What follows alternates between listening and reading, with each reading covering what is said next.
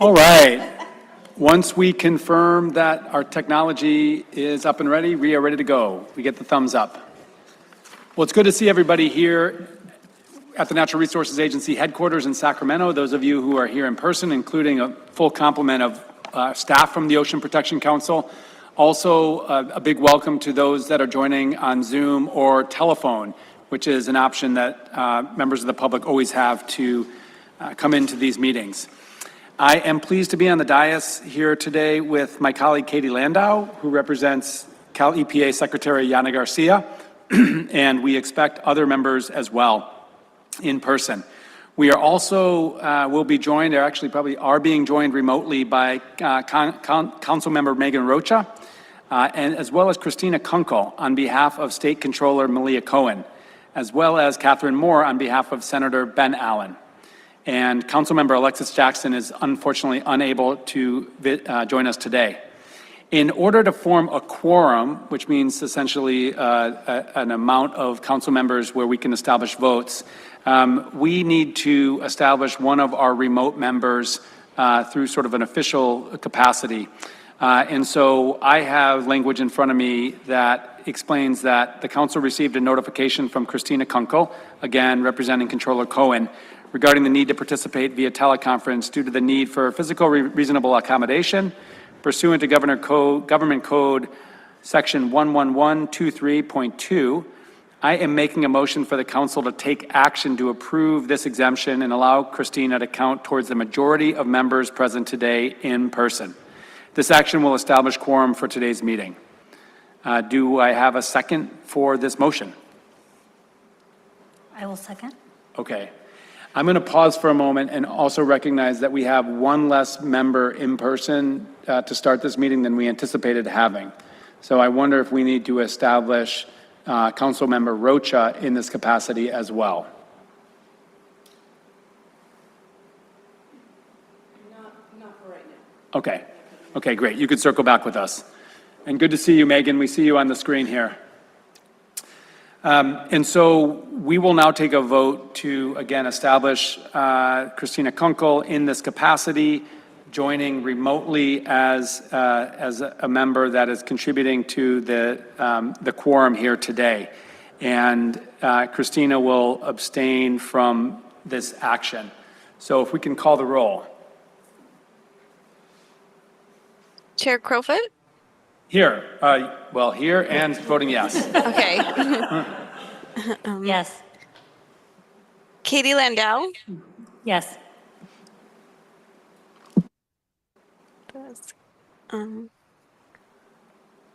Christina Kunkel is here, but I'm not calling her for the vote. Senator Ben Allen or his delegate? Julie Cravato? Alexis Jackson, also not here yet. And Megan Rocha. I'm here and yes. Thank you. Okay, so then we will presume that we have established legally viable quorum, and we'll just ask our colleague Jessica, who represents us from a legal standpoint, to let us know if we need to take any other action. And also, another function of our hybrid meeting rules, just a brief reminder to all council members participating in today's meeting remotely that we ask you, and you need to disclose if anyone over the age of 18 is present in the same room. And if so, what's your relationship to the member? So I don't presume that any of our council members has that, but please let us know if that's the case. So let me start off by welcoming back State Controller Malia Cohen and Christina in the capacity of representing Controller Cohen here at this Ocean Protection Council.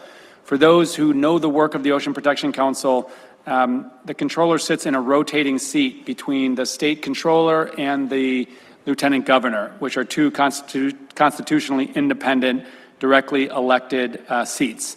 We just spent the year with Lieutenant Governor Kounalakis and her team, and now we shift back to State Controller Cohen, Christina, and their team. So welcome back, Christina. Good to have you. I'd like to invite comments from council members in just a moment, but want to share just a few recent updates. The first is, of course, the state's efforts to continue to oppose expanded offshore oil drilling off the coast of California. Many know that the Trump administration proposed offshore oil drilling, expanded new offshore oil drilling over several areas of American coastline, including the Carolinas and Florida and California. They withdrew the proposal for Florida and the Carolinas, and the Trump administration continues to identify California as the one part of the American coastline that it is proposing for expanded offshore drilling. Members of both political parties from the North and the South, Governor Newsom, our legislative leaders have all made very clear our opposition to new expanded offshore oil drilling. So we continue to participate in the legally required processes of public comment and input to the federal government as it considers that proposal. I'll also note that the federal government and President Trump have issued an executive order that directs the restart of the Sable offshore oil pipeline. That is a pipeline that has been offline since 2015 when it failed and contributed or created over 120,000 gallons of oil spill into the ocean off the coast of Santa Barbara. That's of major concern to our governor and our attorney general and our legislature. We have been very clear that it's dangerous, it's illegal, and it won't do a thing to impact the price of gasoline in California. Dangerous because it's restarted without important safety checks from pipeline experts. Illegal because no presidential executive order can supersede state law, and won't have an impact on gas prices because gas prices are set on the global market. So even as oil, or if and as oil flows through the Sable pipeline, the price it fetches will be based on the global market. What can stabilize gas prices in California is, of course, bringing stability back to the Middle East, which is not something California is responsible for. So we're continuing to be very clear on that. In a whole nother realm of our coast and our coastal policy, the Department of Fish and Wildlife very recently issued its assessment of petitions into the state's Fish and Game Commission for the changes to the state's marine protected areas, or MPA network. California has a network of 124 underwater parks, I call them, protected areas that were developed to be scientifically, based on science, to be linked to protect our oceans and coast and life within it. There began a process, gosh, I think about 3 years ago, for the Fish and Game Commission to entertain petitions to amend that network, the MPA network. Last week, the staff of the Department of Fish and Wildlife issued their assessment to provide input into the commission on those petitions. We have shared a letter as the Ocean Protection Council into the Fish and Game Commission as well, indicating our interest as the council on providing input to those petitions. The jurisdiction, the authority, the responsibility that OPC has to the MPA network, including as the state policy lead for the network, is very clear. Also, thanks to our OPC staff, we've invested tens of millions of dollars into the Marine Protected Area Network over the last several years. So we, as OPC, are excited to figure in as the Fish and Game Commission over the next few months holds regional meetings and considers these petitions. And then lastly, just a note of thanks. One of the items we'll discuss here today from an informational standpoint, is the first ever ocean report.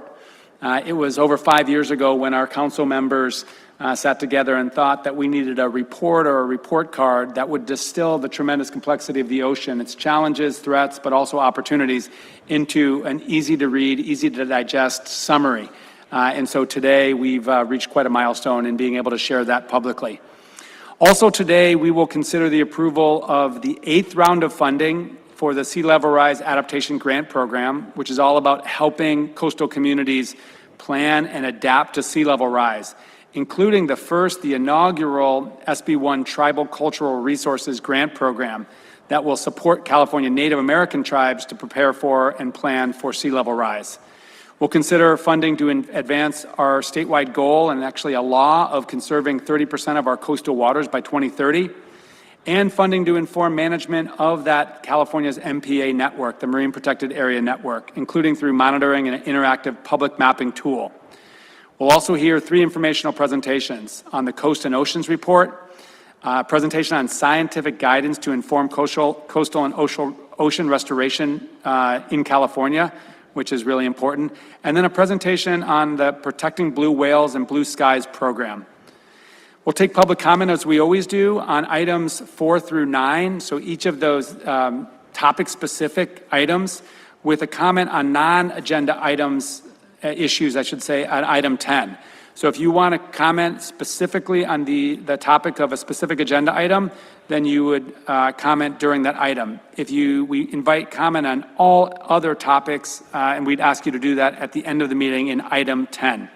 As we always do, we invite public comment in person first. So if you're in the room and you want to make comment, just please come up to the podium to do that. And then after all in-person attendees have spoken, we'll take public comment from those joining us virtually. If you're joining us through Zoom, please raise your virtual hand during the item on which you wish to speak, and our team will unmute you, and they'll announce your name, and you'll be able to provide comment. If you've called into the meeting using a telephone, press #2 to raise your hand. And depending on how you've accessed the meeting, you may also need to unmute yourself. And as always, public comment is limited to 2 minutes each, so we can hear from everybody and get our business completed. And there'll be a timer on the screen to track your allocated time. Anyone interested in providing public comment does need to raise your hand by the end of the item presentation, or press that #2, or come up to the podium. Hands raised after that time won't be placed in the public queue for comment. So thanks for listening to that great long monologue, and I turn it to anybody else, either Katie or Megan or other council members, for any announcements. Okay. We have a comment from Christina Kungel. She has her hands raised. Oh, wonderful. Christina, welcome. Thank you so much. Thank you, Chair Crowfoot. I just wanted to say hello and thanks for having us back. Controller Cohen is thrilled to serve on the Ocean Protection Council for the second time. This is her second time around, as she is chair of State Lands Commission this year. I also wanted to draw attention, Chair Crowfoot, you mentioned some of the issues with the federal government. Last week, for those of you who were not aware, the State Lands Commission called an emergency meeting on Monday following the Trump administration's action last Friday to call on the Defense Production Act to restart the Sable Pipeline without the appropriate state regulations. And State Lands Commission made it clear to Sable that we are standing by our sister agencies. We're standing by the governor, Attorney General Bonta, and we are putting the federal government on notice to any entities that use state lands. We have jurisdiction over public lands. In the state lands perspective, in our jurisdiction, we have all tide lands in the state. So if they want to take actions through our lands, they have to go through us. So thank you so much for your support, and we're looking forward to a fabulous year. Big thanks to the controller and your leadership on the State Lands Commission, and thanks for that important update. All right. At this point, we'll turn to an update from our Executive Director of the Ocean Protection Council, Jen Eckerly. Thank you, Chair. And we'll just say welcome to Julia Cravato, who just joined us as a representative of Assemblymember Addis. Just a few additional notes on what's happening at the federal level. There are also 2 proposals that were not discussed so far. One is a proposal for hydraulic fracking off of Platform Gilda, just offshore of Ventura, and another proposal for seabed mining in federal waters. There are comment deadlines for both of those items due in the next month or so, and you can see more information on my written executive director's report. So starting off, I just want to acknowledge that this meeting agenda is really a great showcase of the strong partnership between OPC and Ocean Science Trust. Items 4, 7, and 8 highlight the power of this partnership and the importance of science in underpinning our investments and our policy. So Dr. Whiteman will provide some additional updates about our work together during her report. This Thursday, March 26th, the Ocean Protection Council, on behalf of the Resource Agency and in partnership with the California Environmental Protection Agency and the Strategic Growth Council, will hold a plastic webinar on the Plastic Pollution Mitigation Fund. Established by the landmark bill SB 54, authored by our council member and Senator Ben Allen, the mitigation fund will shift the responsibility for pollution cleanup from the public to producers of single-use plastic materials. Beginning in 2027, this fund will receive $500 million annually for 10 years to mitigate the environmental and public health impacts of plastic pollution. The webinar that's being held this week will solicit community input on fund priorities, ensuring that investments will provide meaningful benefits to reduce plastic pollution and that communities can receive the funding that they need. It will kick off a series of public engagement events, including an online survey and a written comment period, which will be open until the end of June. Next, I want to draw quick attention to our annual report, which is linked as Exhibit C under Item 4. This report provides a fantastic summary of OPC's key accomplishments in 2025, and I encourage the council and the public to take a look at that report when you have a moment.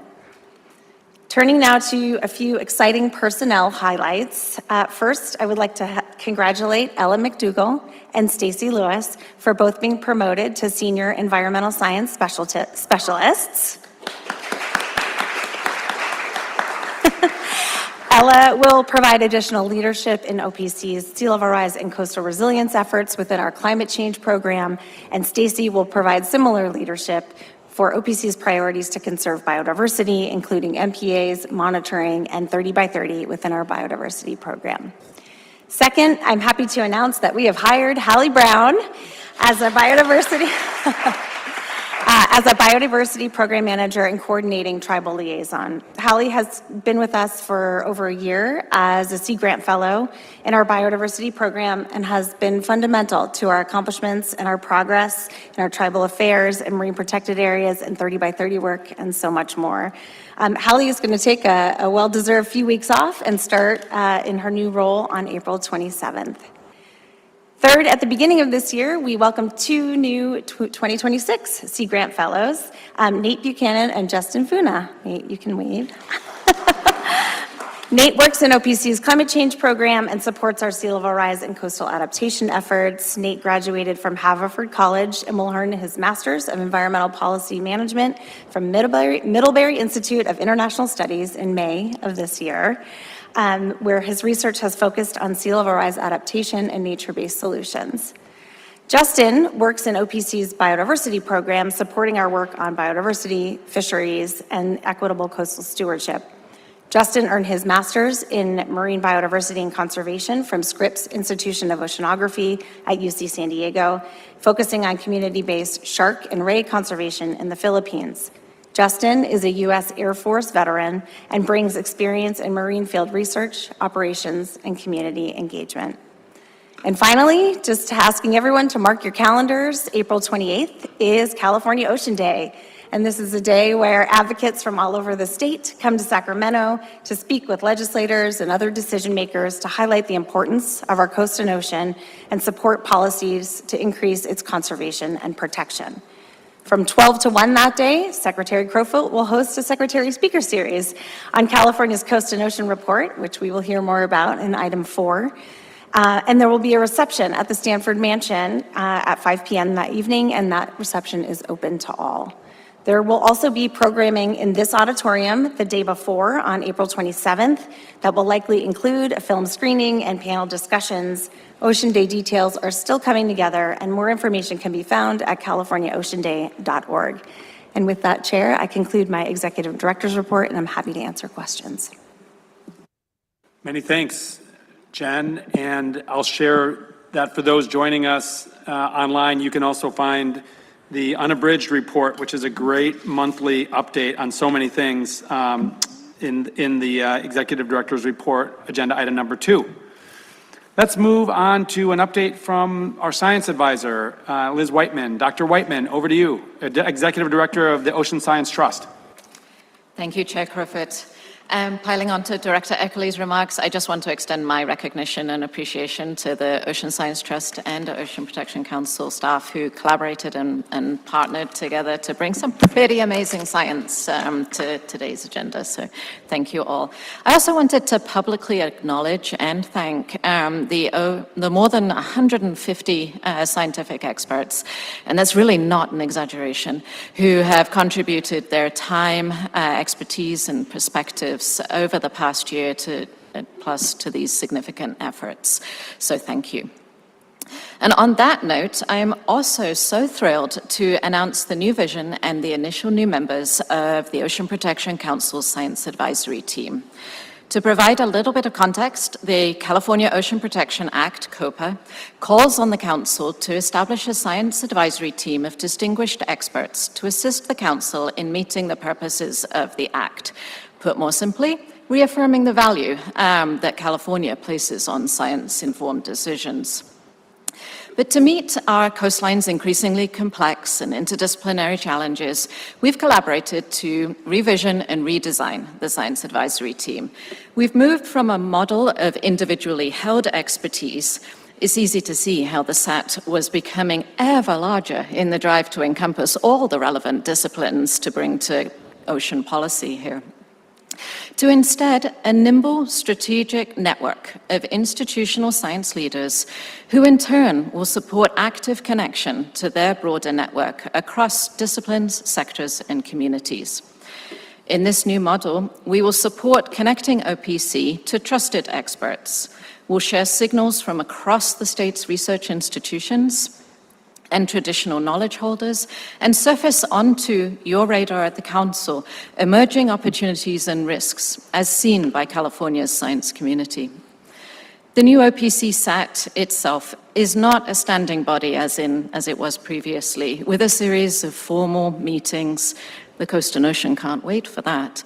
But a lean, trusted advisory mechanism that relies on engaged institutional representatives to provide high-value insight, perspective, and connection. So the SAT will include California-based science institutions with missions to advance science and a dedication to public service, and organizations or individuals selected for geographic representation and connection to diverse traditional ecological knowledges. The SAT will maintain 4 geographically determined tribal science seats to provide connection to expertise in traditional ecological knowledges across the state. So I wanted to just quickly recognize and call out and extend my appreciation to the institutional leaders and traditional knowledge holders who have agreed to serve California for the next 2 years in this capacity. So Dr. Kevin McKernan, Director of the Marine Department for the Yurok Tribe, representing the tribal science seat for the North Coast region. Eva Pagerling, the co-founder and board president of Ocean Origins, representing the tribal science seat for the Central Coast region. Dr. Meenakshi Watwa, Director of the Scripps Institution of Oceanography at UC San Diego. Dr. Arnie Jacobson, Director of the Schatz Energy Research Center at Cal Poly Humboldt. Dr. Rebecca Vega-Thurper, Director of the Marine Science Institute at UC Santa Barbara. Dr. Andrea Alfaro, Director of the Coastal Marine Science Institute at UC Davis, and Dr. Henry Rule, Director of the Central and Northern California Ocean Observing System at the Monterey Bay Aquarium Research Institute, or MBARI. We look forward to confirming the North Central and South Coast tribal science seats very soon.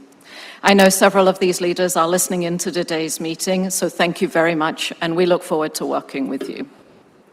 And I'll just close by briefly noting that, in practical terms, under this new model, as your science advisor, you can expect and count on me to provide quarterly updates on the state of science across California's science community and horizon scanning across the science landscape in California.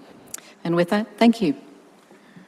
Well, huge thanks and congratulations for all that you're doing and for updating and augmenting the science advisory team, particularly with those that bring that traditional knowledge and that tribal perspective. I want to share that last week we were very proud to issue the first tribal stewardship policy that's ever been promulgated from our agency, really intended to institutionalize all of the good work that is underway supporting tribal leadership and tribal partnership across the state. I talk about this making best practices into standard practices. So that's everything from ancestral land return to co-stewardship, including co-management, to expanded tribal access. And I'm really bullish on the potential of expanded tribal leadership and partnerships in the ocean space, including the potential of indigenous marine stewardship areas that we're in active conversation about. So I think it's appropriate and timely that our science advisory body includes those knowledge holders. And I also want to just recognize that another thing I'm very proud of across our agency is the appointment of our first ever science advisor to the secretary, Dr. Andrew Jones, who we know as Andy, who comes from the Lawrence Berkeley National Laboratory and University of California, Berkeley. And I'm really thankful to the California Council on Science and Technology and the Moore Foundation, because for the first time ever, we have a seconded scientist into the office of the secretary to really advise us on scientific questions, but almost more importantly, to figure out more scientific partnerships to build between the wonderful scientists at our agency and our departments in our agency and all of these institutions outside of our agency, the national labs, the CSUs, the UCs, local government, tribal government, et cetera. So really excited to have Andy on board. Thank you so much, Liz. All right, let's get into the meat of the agenda here, and we're going to move on to agenda item 4, which is an informational item, and I'd invite Justine Kimball and Jill Harris, Dr. Kimball, Dr. Harris, up to the podium. They will present on what we've discussed already as our 2026, our first ever California Coast and Ocean Report. Welcome.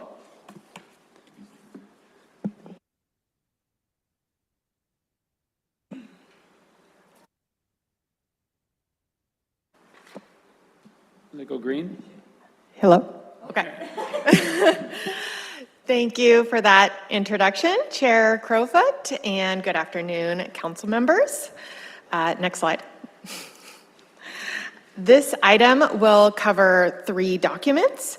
The first that I will introduce is the Coast and Ocean Report, which is that indicator-based evaluation of coastal and ocean health that we've heard about this afternoon already. And then the companion Coast and Ocean Assessment is a deep dive into the methodologies and data that underpin the indicator report. And that will be presented by Jill from OST. And then I will present also on OPC's 2025 annual retrospective report. Next slide. So the Coast and Ocean Report includes an evaluation of 14 indicators across 3 themes. Within the people theme, we have community benefits, beach water quality, coastal access, and commercial fisheries. Within wildlife and habitats, we have seabirds and shorebirds, fish, marine mammals, kelp, rocky intertidal, and sandy beaches. And then sea level rise, ocean acidification, harmful algal blooms, and ocean temperature is within our stressor theme. Next slide. The indicators are presented in a consistent 2-page format. You can see one example here from each of those 3 themes with a brief description of the indicator on the top of the page, as well as status, progress, and looking ahead for each of those indicators. And the examples here are obviously coastal access, seabirds and shorebirds, and ocean acidification. And then next. And then here you can see the back pages of the indicators. There's additional data and trends, spotlights on issues and projects. Those back pages are really tailored to the individual indicators with those stories and the information and data that's most interesting and relevant to share. Next slide. So some examples of key findings from the indicators. This is just sort of some snippets from these indicators are that sea level rise is already having impacts, and in response, the state has made historic investments in planning, restoration, and nature-based projects. Overall, marine mammal populations are healthy. However, entanglement in fishing gear remains a major threat to whales. The state is working with fishing communities to develop new whale-safe fishing gear. And while many fisheries are healthy and thriving, several, such as salmon and Dungeness crab, are in crisis due to climate change. So, like I said, these are just a few key snippets, and you can find a lot more of those within those 2-page documents. Next slide. And then overall, the suite of indicators tells a story of pressure and progress, that while California's coast and ocean are generally healthy, climate change is having continued disruptions to species, habitats, and people. For instance, the 2014-2015 heat wave influenced nearly every biological aspect of the ocean, and we can expect to have more extremely warm years like this in the future. The report also clearly demonstrates that through targeted investments, science-based management, and strong collaboration with local communities and California Native American tribes, OPC and its partners have already and are continuing to implement actions to address, to adapt to, and mitigate those current and expected impacts and threats. Next slide. So shifting gears for a few minutes before I turn it over to Jill to do that deeper dive into the process and methods that went into the indicators, I'm going to present OPC's annual retrospective report for 2025.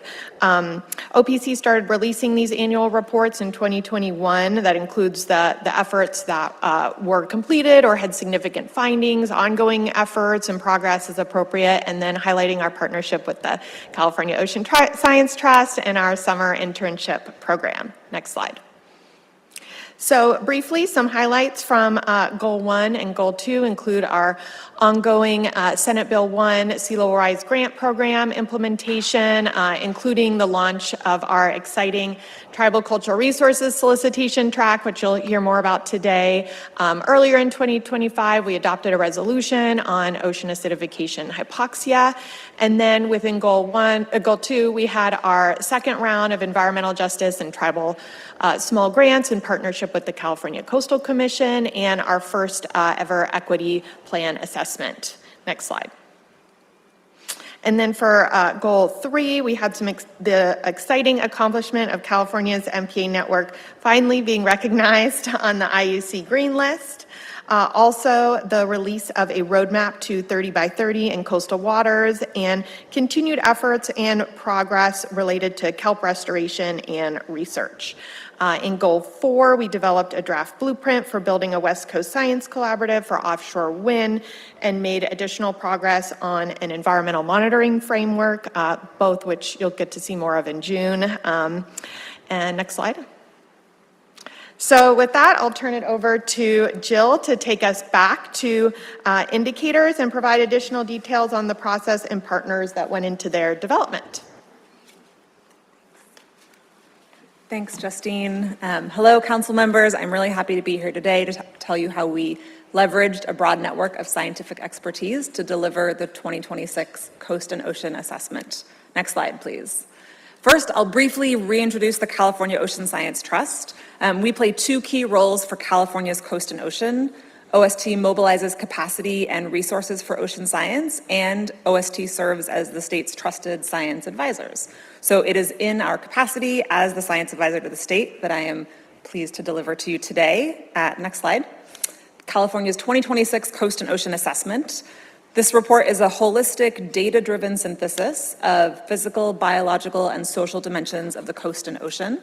As you look at the materials in your packet, you'll see that the assessment includes the novel framework for quantitatively evaluating those different categories of the coast and ocean, the results of each category, and some overarching and synthesized recommendations for monitoring investments, which is in support of the goal in OPC's strategic plan to strengthen cohesive and robust monitoring statewide.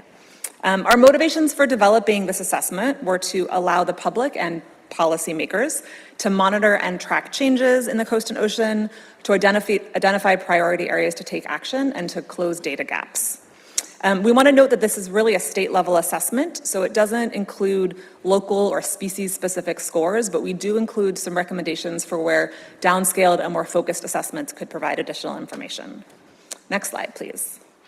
So the first thing I want to highlight here is that this assessment was developed through an incredible collaborative effort with many partners and contributing scientists. As the first step, we identified 19 categories through a combination of expert input and public input. I was here a year ago in March 2025 reporting to you on that process and the results of that public input process.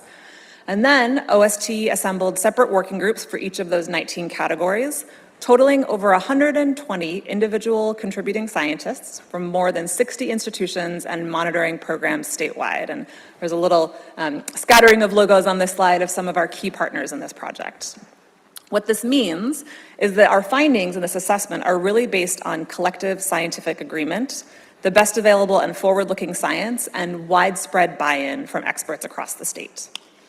The second point I want to make here is that this assessment was really made possible by valuable and productive state and federal partnerships. Out of those 19 categories, 13 categories leveraged federal data, and the evaluations of 5 of those categories were fully reliant on the specialized expertise and in-kind time of federal scientists. So what this means is that this kind of comprehensive evaluation is really only possible because of extensive contributions and data sharing from dedicated scientists from state and federal agencies and academic institutions and nonprofit organizations, which underscores the vital importance of sustained investment in scientists and science infrastructure in our state. Next slide, please. So you heard from Justine a moment ago that it was apparent from our evaluations that climate change, and specifically ocean warming or this 2014 heat wave, was a background disruption across many parts of the ocean ecosystem. We expect more heat waves like this in the future, and in fact, can you click? We're seeing early warning signs of another heat wave this year. This map is from NOAA Fisheries Blob Tracker, or their online marine heat wave tracker for marine heat waves in the California Current. So the red areas in this map show warmer than usual ocean temperatures, and you can see it spreads across California and across the whole west coast of the US. Now, I'm repeating that finding here because as climate change affects our coast and ocean at an accelerating rate, it really underscores the value of consistent and long-term monitoring with good spatial and taxonomic coverage so that we have the information to track those changes and be strategic about where to take action. Now, another purpose of this assessment, which integrates findings from many different categories into a single report, is that we can identify common threads and areas where California can strengthen our ocean monitoring. Next slide. So I'll close with a couple of forward-looking actionable recommendations that emerged from the collective suggestion of those 120 scientists across 19 dimensions of the coast and ocean, including identifying areas to close some of those data gaps. The first point here is to maintain and strengthen existing monitoring programs. This includes standardizing methods and supporting centralized data repositories. And it also includes innovative monitoring to reduce taxonomic blind spots and monitor the full range of California's marine biodiversity. The second point here is to continue supporting monitoring expansion into Northern California, and this is a really key opportunity to work with tribal-led monitoring programs. The third point is that the state can really lead in coordinating networks of existing programs, including targeting investments in some of those data-limited categories. I'll highlight here the state's new microplastics strategy and work that's currently in progress by SCORP and SFEI to establish standardized monitoring and evaluation methods for microplastics. And then for our part, OST will continue to lift recommendations from the Coast and Ocean Assessment in our work, including in DC as we work with congressional leaders on the West Coast Ocean Science Action Agenda. So I hope you enjoy reading the assessment.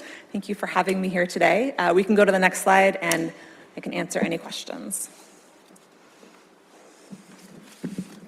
Many thanks to both of you. That is really impressive, both the sort of the deep scientific substance that underpins the report and then just the clarity and distillation of all of that information into a report. It's really quite impressive. I want to turn it to council members, either here on the lectern or joining remotely, if they have any questions or comments. Katie. Yeah, just really want to echo the appreciation for all the work and both the quick snapshot that the report cards provide, as well as having that supplemental methodology documentation that really gets into the depth of all of that. One of the things I did very early in my career was doing water quality report cards for TMDL implementation, so I can recognize how much work goes into putting these together and summarizing all of that. I was hoping really quickly if you could, we've talked at past OPC meetings on some of the impacts to federal monitoring programs, and I was just wondering if you could speak a little bit looking forward or what you saw putting this together, implications to these assessments, and if there's any, I know you said there's some recommendations for improving with state-led efforts, but speak a little bit more to that as well. Yeah, you're asking about sort of thoughts about what might happen in the future? Yes. Well, the parts of this that were most straightforward to evaluate are where there were already standardized monitoring programs, centralized databases that had, covered the whole state, the whole West Coast, that went back 20 or 30 years. And a lot of those, not all of them, a lot of them were federal programs. And if we stop that monitoring, if we stop support for those scientists and those programs, we'll lose that continuity to be able to evaluate change over time. I think it's not just the data, it's also the scientists. They're the ones, the federal scientists, they know these topics well, they know the data really well, they really answered the call when we asked them to come help with this assessment. And if they leave, we lose all that expertise.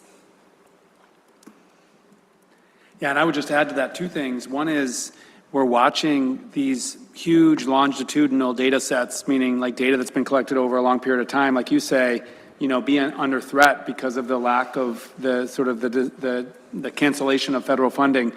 We had an opportunity to be in Brazil in the Amazon when the United Nations had its climate summit there, and the Governor Newsom learned about and actually went up a 15-story carbon flux tower in the middle of the Amazon that was really understanding all these changes of the Amazon. That was in danger of being discontinued that summer as a result of funding cuts to USAID and science. And so, I think we will continue to identify where or want to understand where California can lean in to really fill the gap.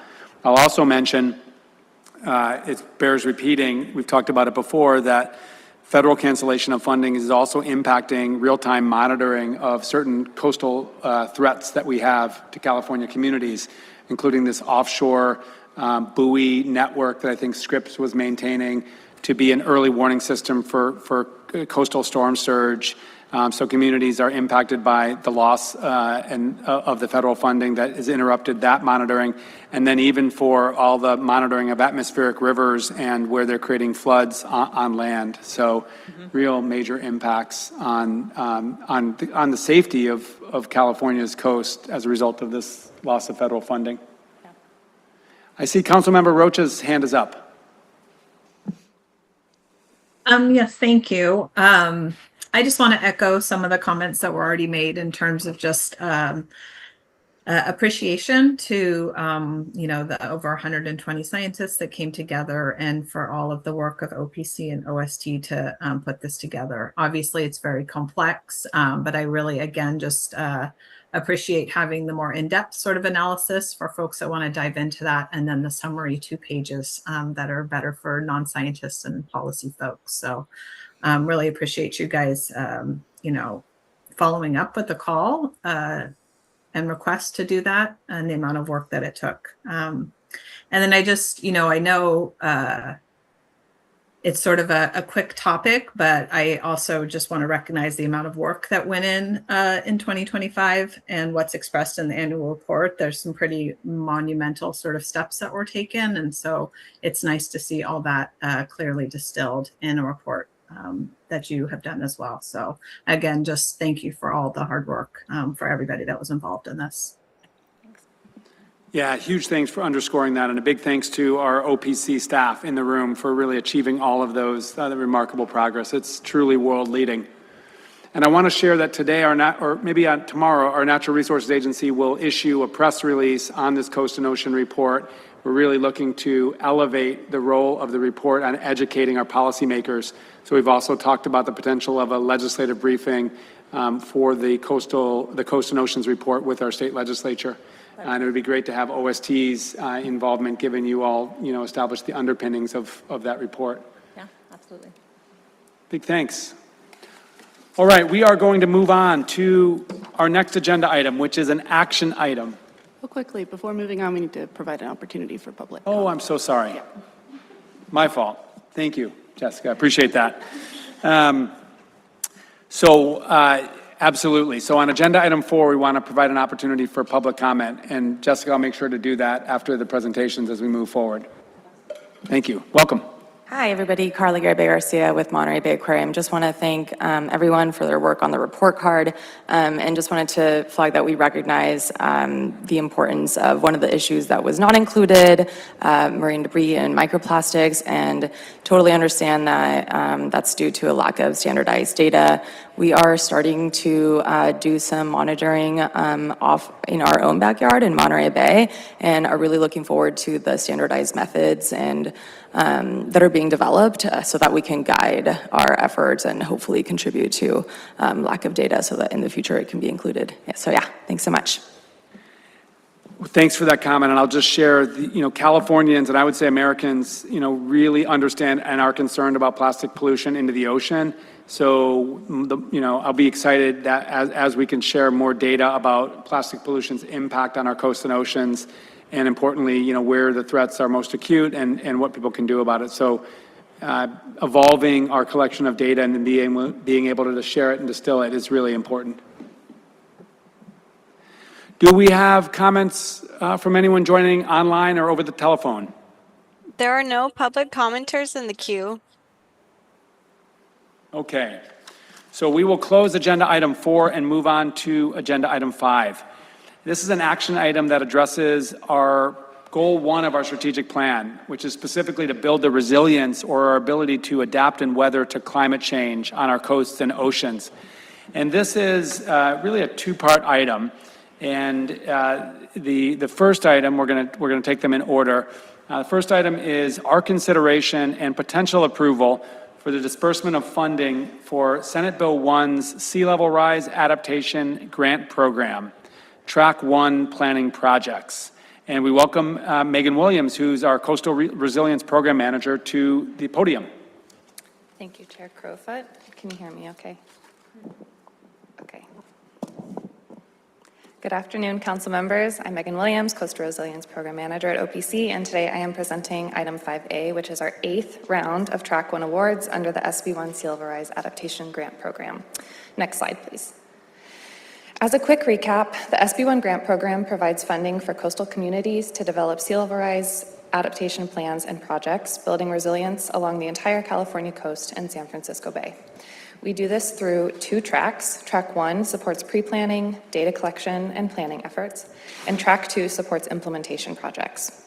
We also have a dedicated Sea Level Rise Tribal Cultural Resources funding program for California Native American tribes to assess and plan for sea level rise to cultural resources and ancestral lands, of which the first projects are being brought forward for council consideration today in item 5B.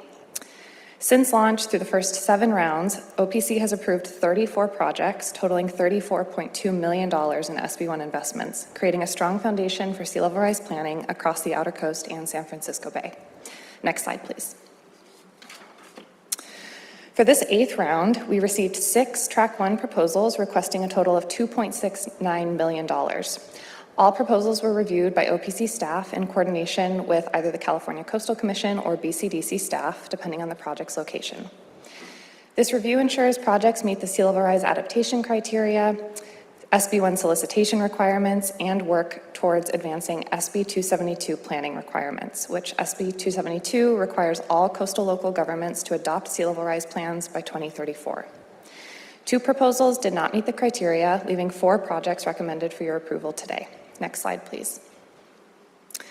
The first of these 4 projects is Crescent City's Coastal Resiliency Plan, a full sea level rise, tsunami, and erosion vulnerability assessment and adaptation plan, culminating in a draft of sea level rise LCP policy language that advances the city towards SB 272 compliance. The project will be coordinated closely with the Tallawah Dene Nation, who are concurrently seeking SB1 Tribal Cultural Resources funding for a complementary tribal sea level rise assessment, which you will hear more about from Ella in item 5B. Next slide, please. The City and County of San Francisco proposed to develop an outer coast sea level rise adaptation plan. This project is unique in that it's structured as a 2-part effort. A recently approved Coastal Commission LCP local assistance grant of $628,000 will fund the foundational vulnerability assessment and community visioning work. And this SB1 award of $664,000 builds on that foundation to develop the full adaptation plan and LCP amendments to be submitted to the Coastal Commission for consideration. Together with their OPC-funded San Francisco Bay Shoreline Adaptation Plan, this would give San Francisco a comprehensive sea level rise framework for its entire coastline. Next slide, please. The final 2 projects are the City of American Canyon and Napa County, who are each developing single jurisdiction sub-regional shoreline adaptation plans for their adjacent shorelines along San Pablo Bay and the Napa River, consistent with BCDC's Regional Shoreline Adaptation Plan guidelines. The 2 jurisdictions will convene a combined regional technical advisory committee to share data, coordinate analysis, and align outreach efforts across both projects. Upon completion, both plans will be presented to their respective governing bodies for consideration of adoption, advancing each jurisdiction towards SB 272 compliance. Next slide, please. Altogether, these 4 projects request a total of $1,890,724 in SB1 funding. Next slide, please. Given the clear advancement towards California's 2034 SB 272 requirements that these projects represent, staff recommends that the council authorize disbursement of up to $1,890,724 to the 4 grantees. Additionally, given that some previously approved SB1 projects, particularly the more complex multi-jurisdictional efforts, may require longer project timelines, staff recommends authorization to fund previously approved projects with either Greenhouse Gas Reduction Fund or Proposition 4 funds as appropriated by the legislature for SB1 to provide flexibility in matching projects to the funding source with the most appropriate expenditure deadlines. These 4 projects directly advance our new strategic plan objective 1.1. And with that, next slide, please. Thank you for your time, and I'm happy to answer questions. Thanks so much. We will, this item includes, as I shared, 2 related but separate action items. So we'll hear next a presentation on the second action item, which is 5B on the agenda. And it's in consideration and approval of funding for the SB1 Tribal Cultural Resources Funding Program, as we shared an inaugural funding program from the OPC. And we're appreciative of Ella McDougall joining us, who again is our Senior Coastal Resilience Program Manager. Welcome. Thank you. Good afternoon, Council. Thanks for your time. As Chair Crowfoot said, my name is Ella McDougall. I'm the Senior Coastal Resilience Program Manager with OPC, and today we're discussing 3 projects that are seeking funding from our SB1 Sea Level Rise Tribal Cultural Resources Funding Program, also known as the Tribal Track. Slide, please. California Native American tribes have stewarded California's coast and ocean since time immemorial, and their connection to these places are central to their culture, identity, resources, and lifeways. But the impacts of climate change, including sea level rise, erosion, and flooding, are threatening those places and their access points, resulting in the risk of losing or degrading culturally significant sites and resources.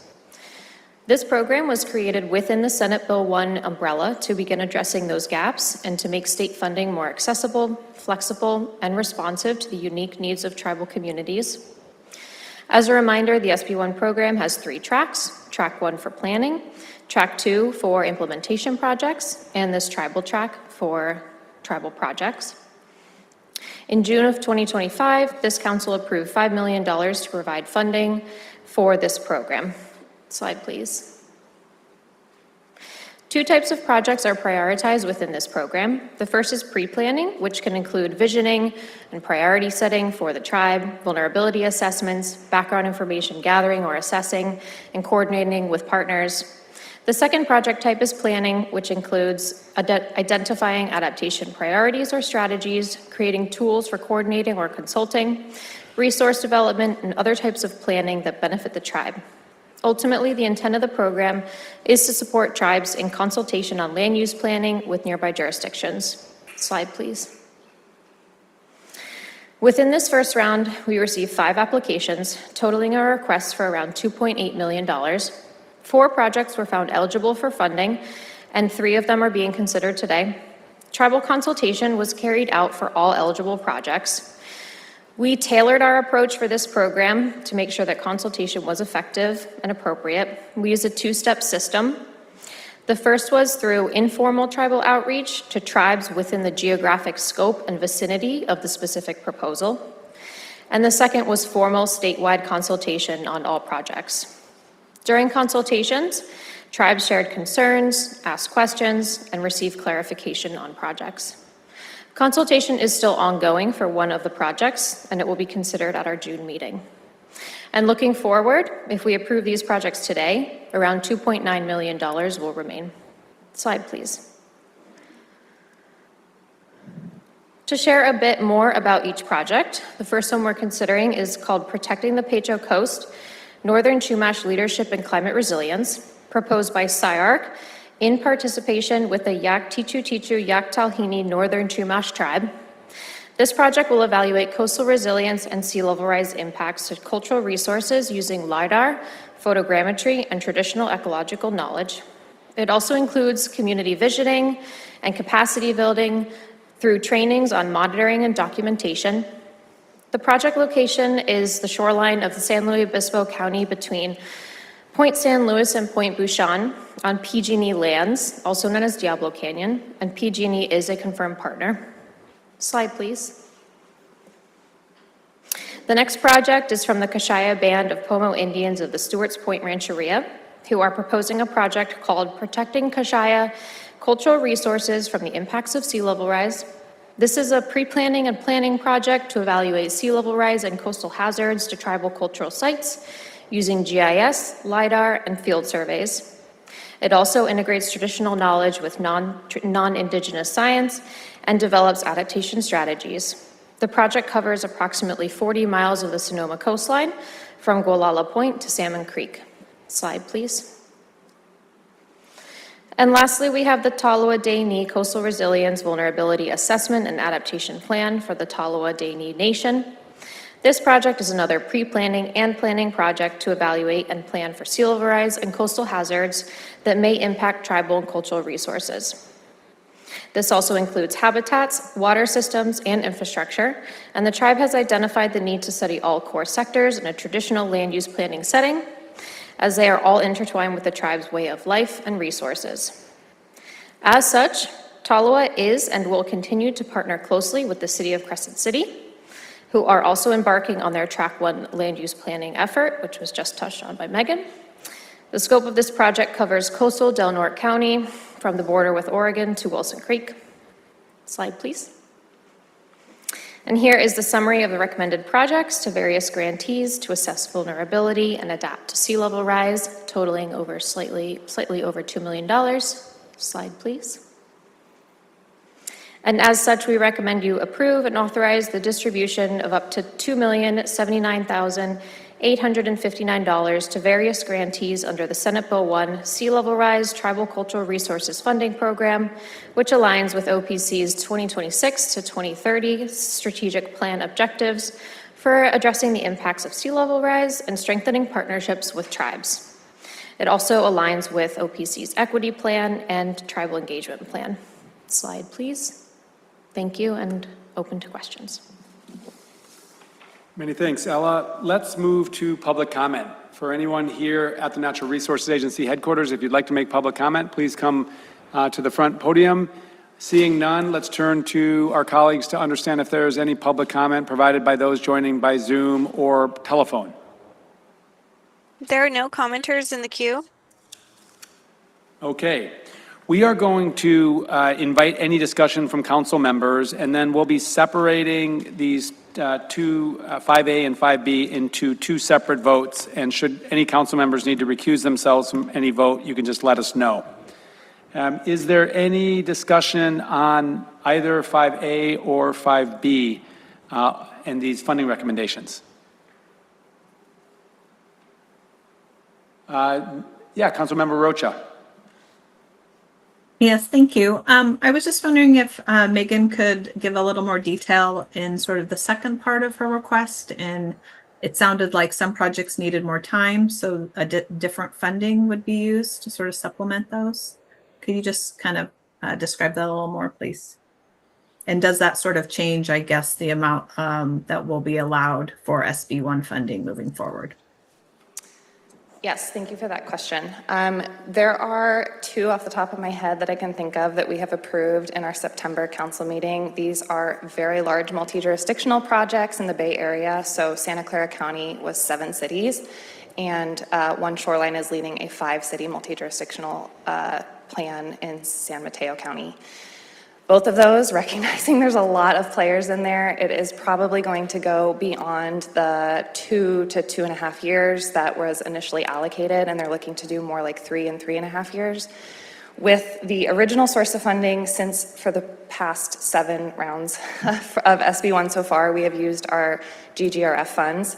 This was allocated for the purposes of SB1, $37.5 million. We are getting very near to the end of that. Actually, this round, you'll see in the staff recommendation, there's GGRF funding listed and Prop 4 funding. So we're really like wrapping up the last of our GGRF bucket and moving into our Prop 4 bucket that was also allocated for SB1. So our thought here is, with these needing a little bit more of a timeline, Prop 4 has a little bit more runway with their expenditure deadline of 2030, which would allow these projects to be able to be executed and just know that their timeline is set and they will be able to actually complete this project. We just used this opportunity of having both of these buckets of funding, which again were both allocated for SB1 here, to allow for that flexibility. It does not impact the available funding. It would just be we dip a little bit more into Prop 4 and we still have GGRF then for other projects. So it doesn't impact the actual funding available. It just really allows a little bit of flexibility for some of these more complicated projects to just be able to start from the beginning knowing what their timeline could be. Okay, thank you so much. That's very helpful. Well, I'll simply say I'm really excited and impressed that we're on our 8th round of funding for sea level rise adaptation, and I want to give credit to our legislative leaders for having the foresight to fund sea level rise planning and adaptation through Senate Bill 1, and also excited that that funding stream continues with SB 4. Once again, thanking our legislative leaders for their vision there. Why don't we move forward? Is there a motion to approve agenda item 5A, which are those funds that that Megan has identified that would go to sea level rise adaptation grant program track 1 planning projects?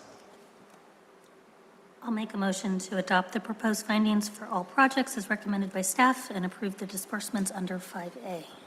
Excellent. Is there a second? I'll second. Excellent. Seconded by Councilmember Rocha. Let's call the roll on item 5A. Chair Crowfoot, Yes.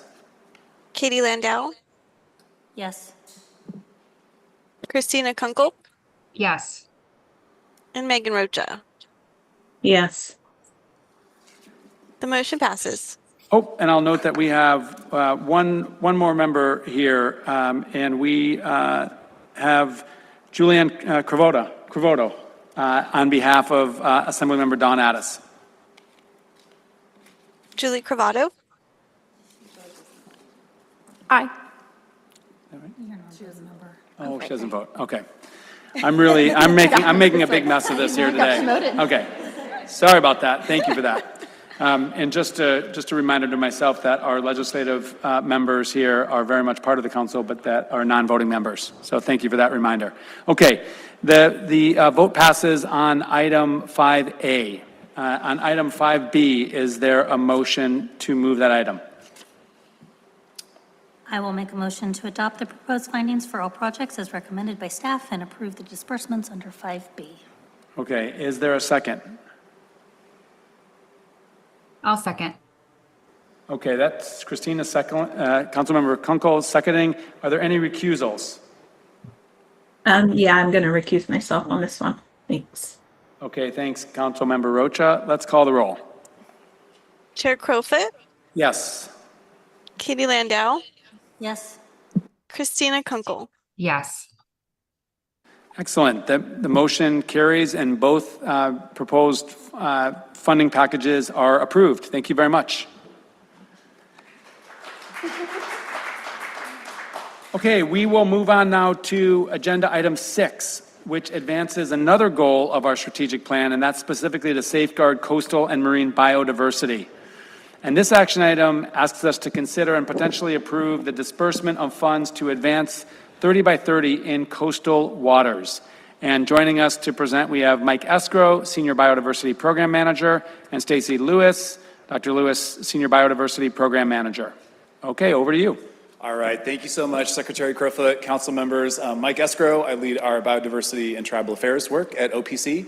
I'm really excited to be here today along with my colleague, our newly minted senior scientist on the biodiversity team, Dr. Lewis, who's really been an incredible leader on this specific item to talk about 30 by 30, one of my favorite topics, and specifically this multi-million-dollar investment that we're going to be recommending today to really drive forward and move the needle on 30 by 30 in coastal waters. So next slide, please. As we know, we've discussed at many council meetings before, we have this ambitious 30 by 30 goal. I like to say we in California were an early adopter of this goal. It was adopted subsequently by the rest of the world in 2022, and importantly codified into state law in 2023, which ensures that this 30 by 30 goal is no longer just a goal, but it is actual state law. In 2022, we had the publication of this groundbreaking document, Pathways to 30 by 30, which really sets forth how we're actually going to get to 30% conserved, both lands and coastal waters. Next slide, please. And then just last year, about a year ago, last June, we adopted here at OPC specifically this roadmap to achieving 30 by 30 in our coastal waters. So the roadmap really built on Pathways and does a couple of different things. First of all, it sets our standard for what we consider a 30 by 30 conservation area in coastal waters. It sets a really ambitious bar for conservation built on the definition of a 30 by 30 conservation area that's in Pathways, but it also establishes multiple different ways that areas in coastal waters can meet that bar. So we have formal MPAs like our Marine Protected Area Network that covers 16.2% of state waters, gets us about halfway to our goal. But we also have tribal stewardship areas, like the new Chumash Heritage National Marine Sanctuary that elevate tribally led stewardship. Chumash gets us about another 6% of state waters. And then areas that aren't formal MPAs or tribally led protected areas, but still protect biodiversity in some way, like the University of California Nature Reserves, which are established for research and teaching, but still have these knock-on biodiversity benefits that are really meaningful. Next slide, please.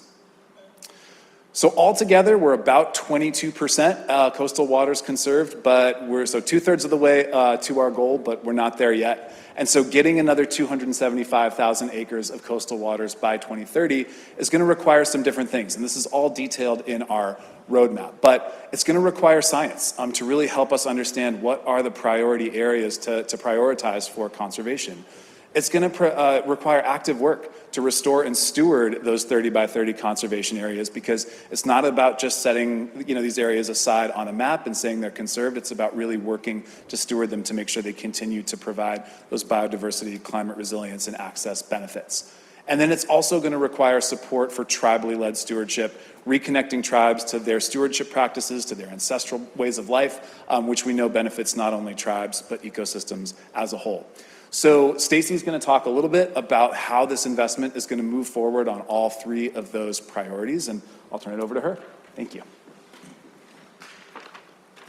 Thanks, Mike. Good afternoon, council members. Last summer, OPC released a $10 million competitive solicitation for projects split into 3 tracks that align with priorities in OPC's roadmap to achieving 30 by 30 in coastal waters.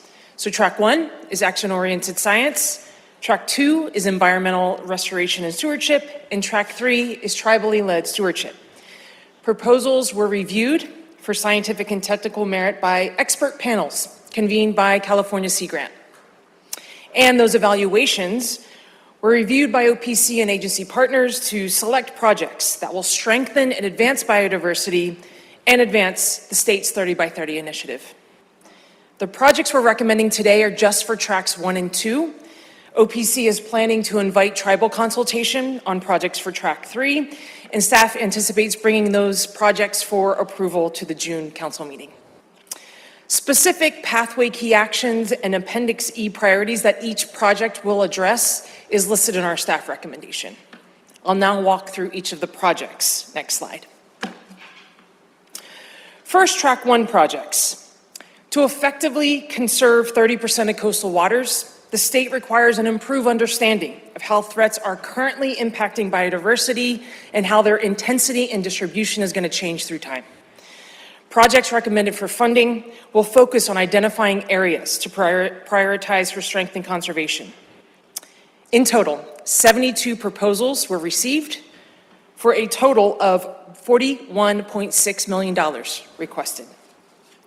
The suite of 4 projects recommended for track 1 will support improved conservation of eelgrass, sandy beaches, and estuaries, as well as using modeling to identify climate refugia across 28 species. Next slide. The first project will support improved conservation of eelgrass by establishing eelgrass genomic structure to support planning and inform climate resilient restoration.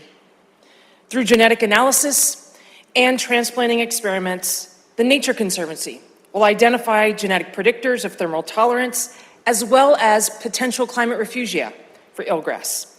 Ultimately, these outcomes will help OPC prioritize estuary sites as potential 30 by 30 conservation areas, as well as building knowledge for scaling up eelgrass restoration across the state.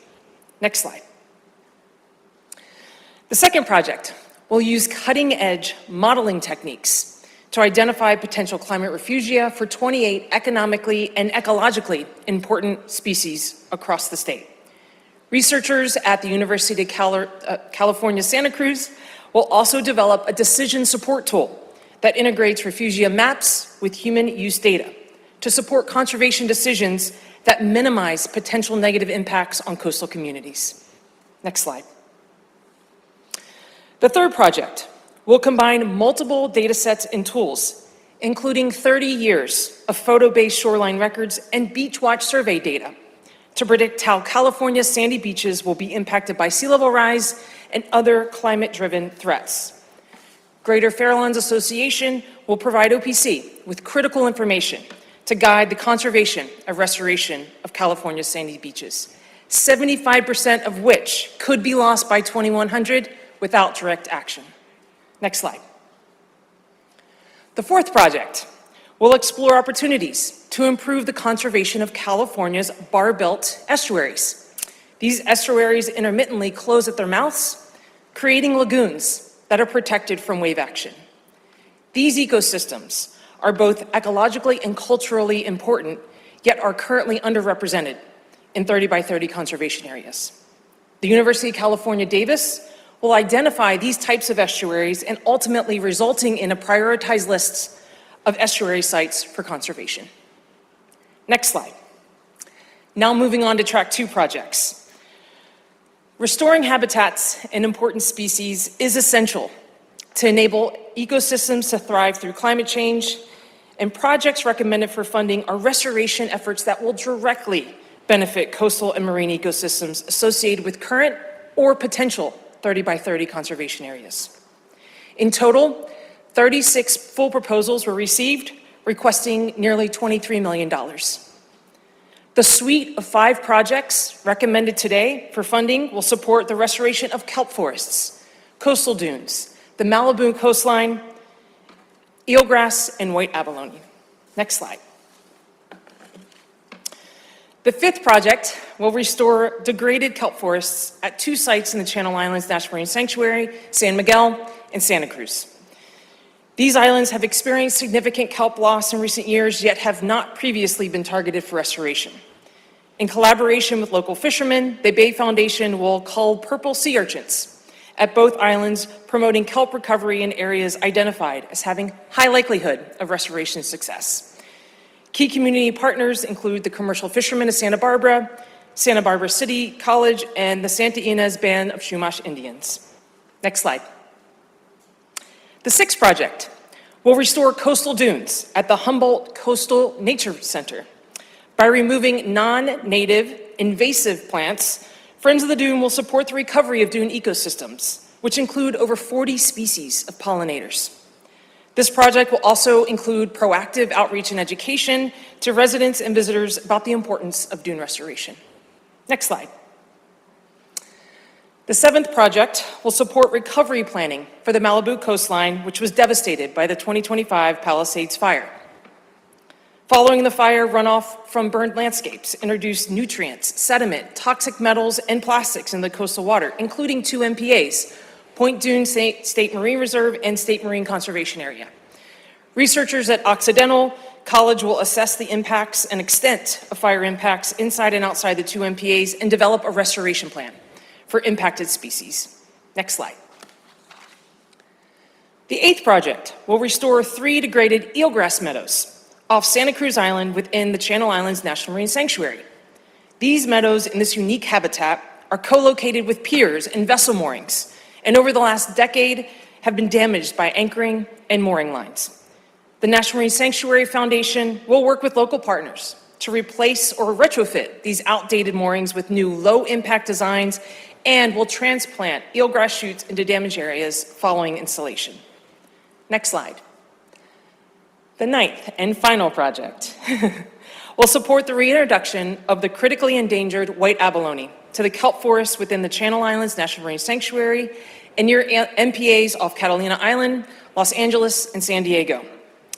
Building on previously successful efforts, researchers at the Bodega Marine Lab, in partnership with the Bay Foundation and NOAA, will culture and outplant white abalone at restoration sites, closely monitor those sites to assess survival rates, and create a guide to help build best practices for future abalone restoration work. Next slide. OPC staff recommends disbursement of these amounts across these 4 grantees to advance Track 1 priorities. Next slide.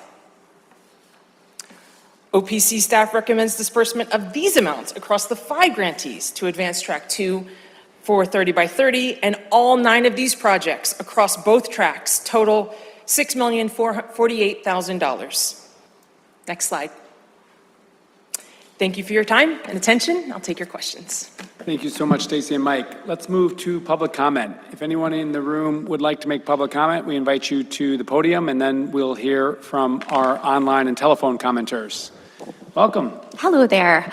My name's Laura Deehan. I'm the Director of Environment California and Environment California Research and Policy Center, and I just wanted to stand in support of the disbursement of the funds for these critical research projects. It was, as we talked about earlier, critical when California adopted the goal to protect nature. The vision of protecting 30% of our coastal waters as well as our lands by 2030, I really think helped to lead the whole world to be confident in making that commitment in Montreal, later that year, or a few years later that was. This type of investment is really crucial to follow up with that strong goal and conduct that necessary research to identify the places that really deserve the most protection. And especially right now when so much federal funding has been lost for critical research of this type, it's really important we see California step up to the plate.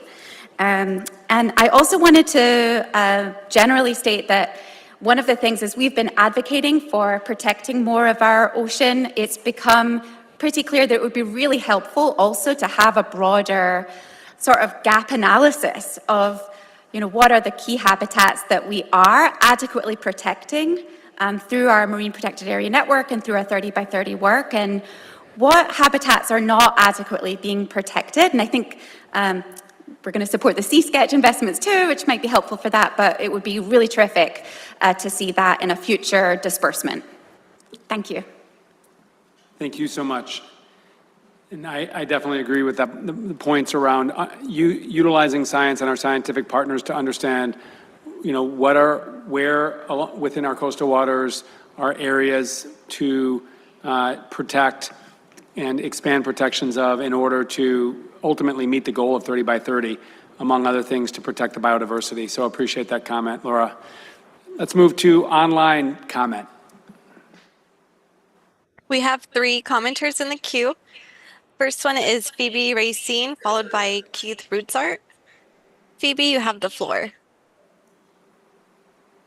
Oki Nishtoni Taniko Phoebe Racine. I'm speaking today on behalf of the Nature Conservancy. TNC appreciate OPC's staff recommendation to provide $988,000 in funding for our project to advance California's 30 by 30 goals in coastal waters. And we respectfully request the Council's support for this disbursement. We're grateful to OPC's leadership in implementing Pathways to 30 by 30 for California's coastal waters through science-based investments that protect and restore long-term coastal and marine biodiversity.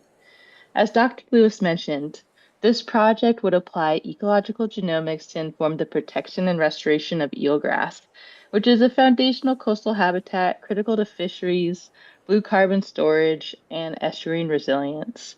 And as an aside, I got to stand in an eelgrass bed this morning as I was working on an oyster restoration project, and it was magical. So there's cultural benefit, recreation benefit beyond what it does for our ecosystems.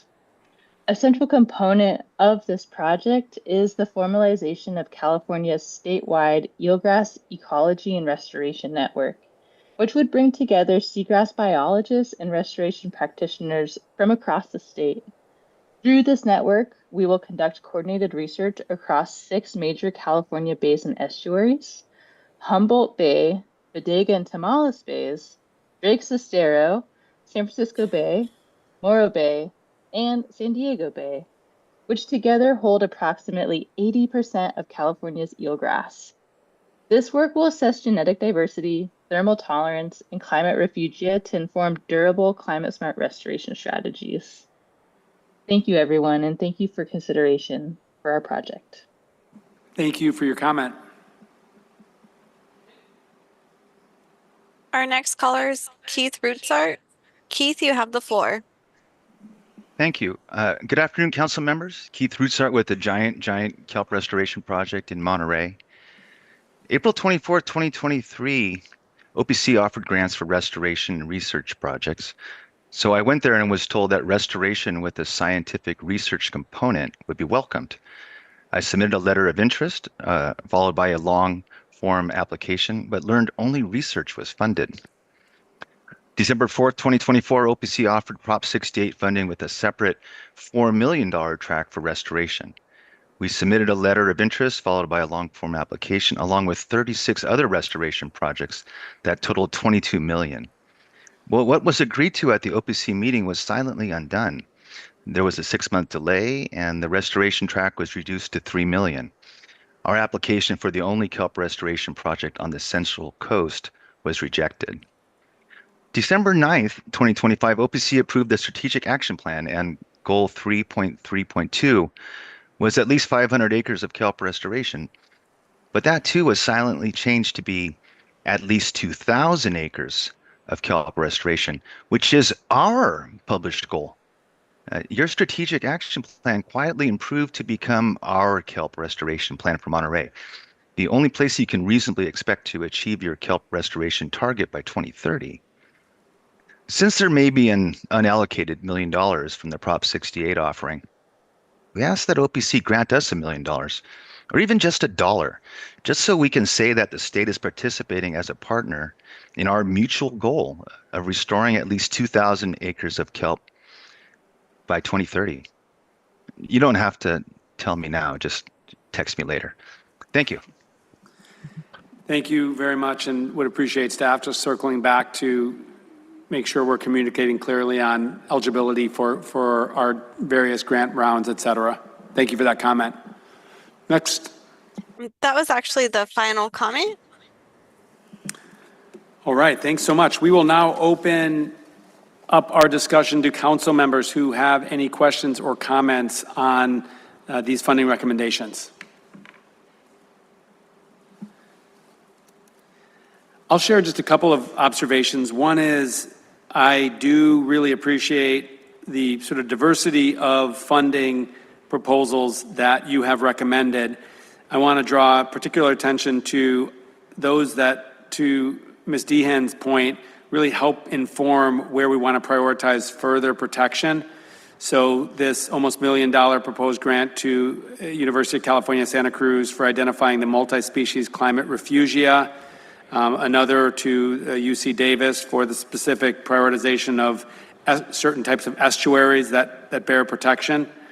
I'm also supportive of the research on how we restore the functionality of our protected areas and how we bring back certain species that are collapsed. Because at the end of the day, 30 by 30 is a big galvanizing goal, but it's not acres effort or counting certain, the size of our restoration. That's a means to an end. It's really about ensuring the ongoing function. And I would just draw a stronger, or just reinforce the point that in future rounds, really just getting at this question, do we need any other science to really inform where we, as the policy lead for our MPA network, but also just broadly ocean protection, where we identify, more protection, more conservation would be needed along the coast. That all being said, I really do appreciate and support this suite of proposed funding items. So can we entertain a motion on agenda item 6 and specifically on these proposed funding items? Make a motion to adopt the proposed findings for all projects as recommended by staff and approve the disbursements under item 6. Is there a second?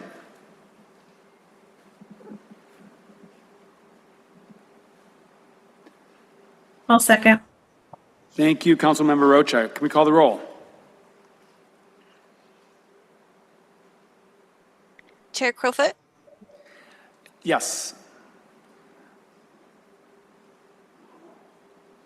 Katie Landau, Yes.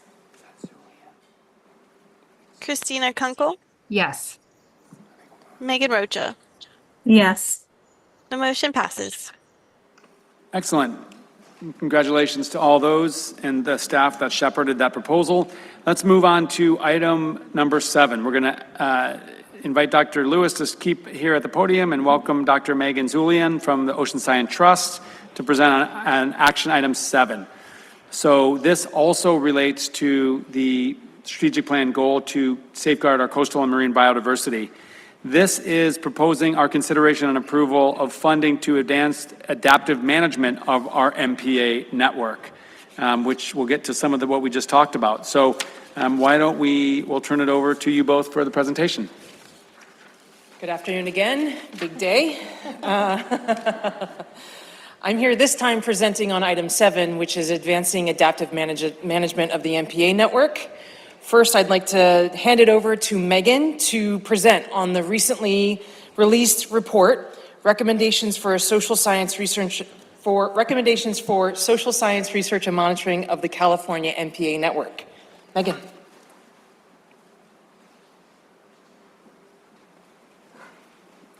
Great. Next slide, please. Great, thank you. Thanks for the introduction, Stacy. Yes, I'm Megan Zulian. I'm a science policy fellow with California Ocean Science Trust, and my colleagues, Kevin Travis and Jill Harris, and I have spent the last 9 months coordinating closely with OPC and CDFW to convene a working group of social science to develop recommendations for research and monitoring within California NPAs. And in our capacity as science advisors to OPC, I'm here today to present on those recommendations. Next slide, please. But first, why social science? Well, social science is essential for effective MPA management because MPAs are fundamentally tools designed to influence human behavior. With this social science research and monitoring, we can better understand the distribution of costs and benefits, and which is critical for addressing inequities. And this understanding will also help us to improve compliance with MPA regulations. The 2022 MPA Decadal Management Review recognized this existing gap with respect to social science research and monitoring and called for the convening of this working group to really develop recommendations that would help when updating the MPA monitoring action plan. Next slide, please.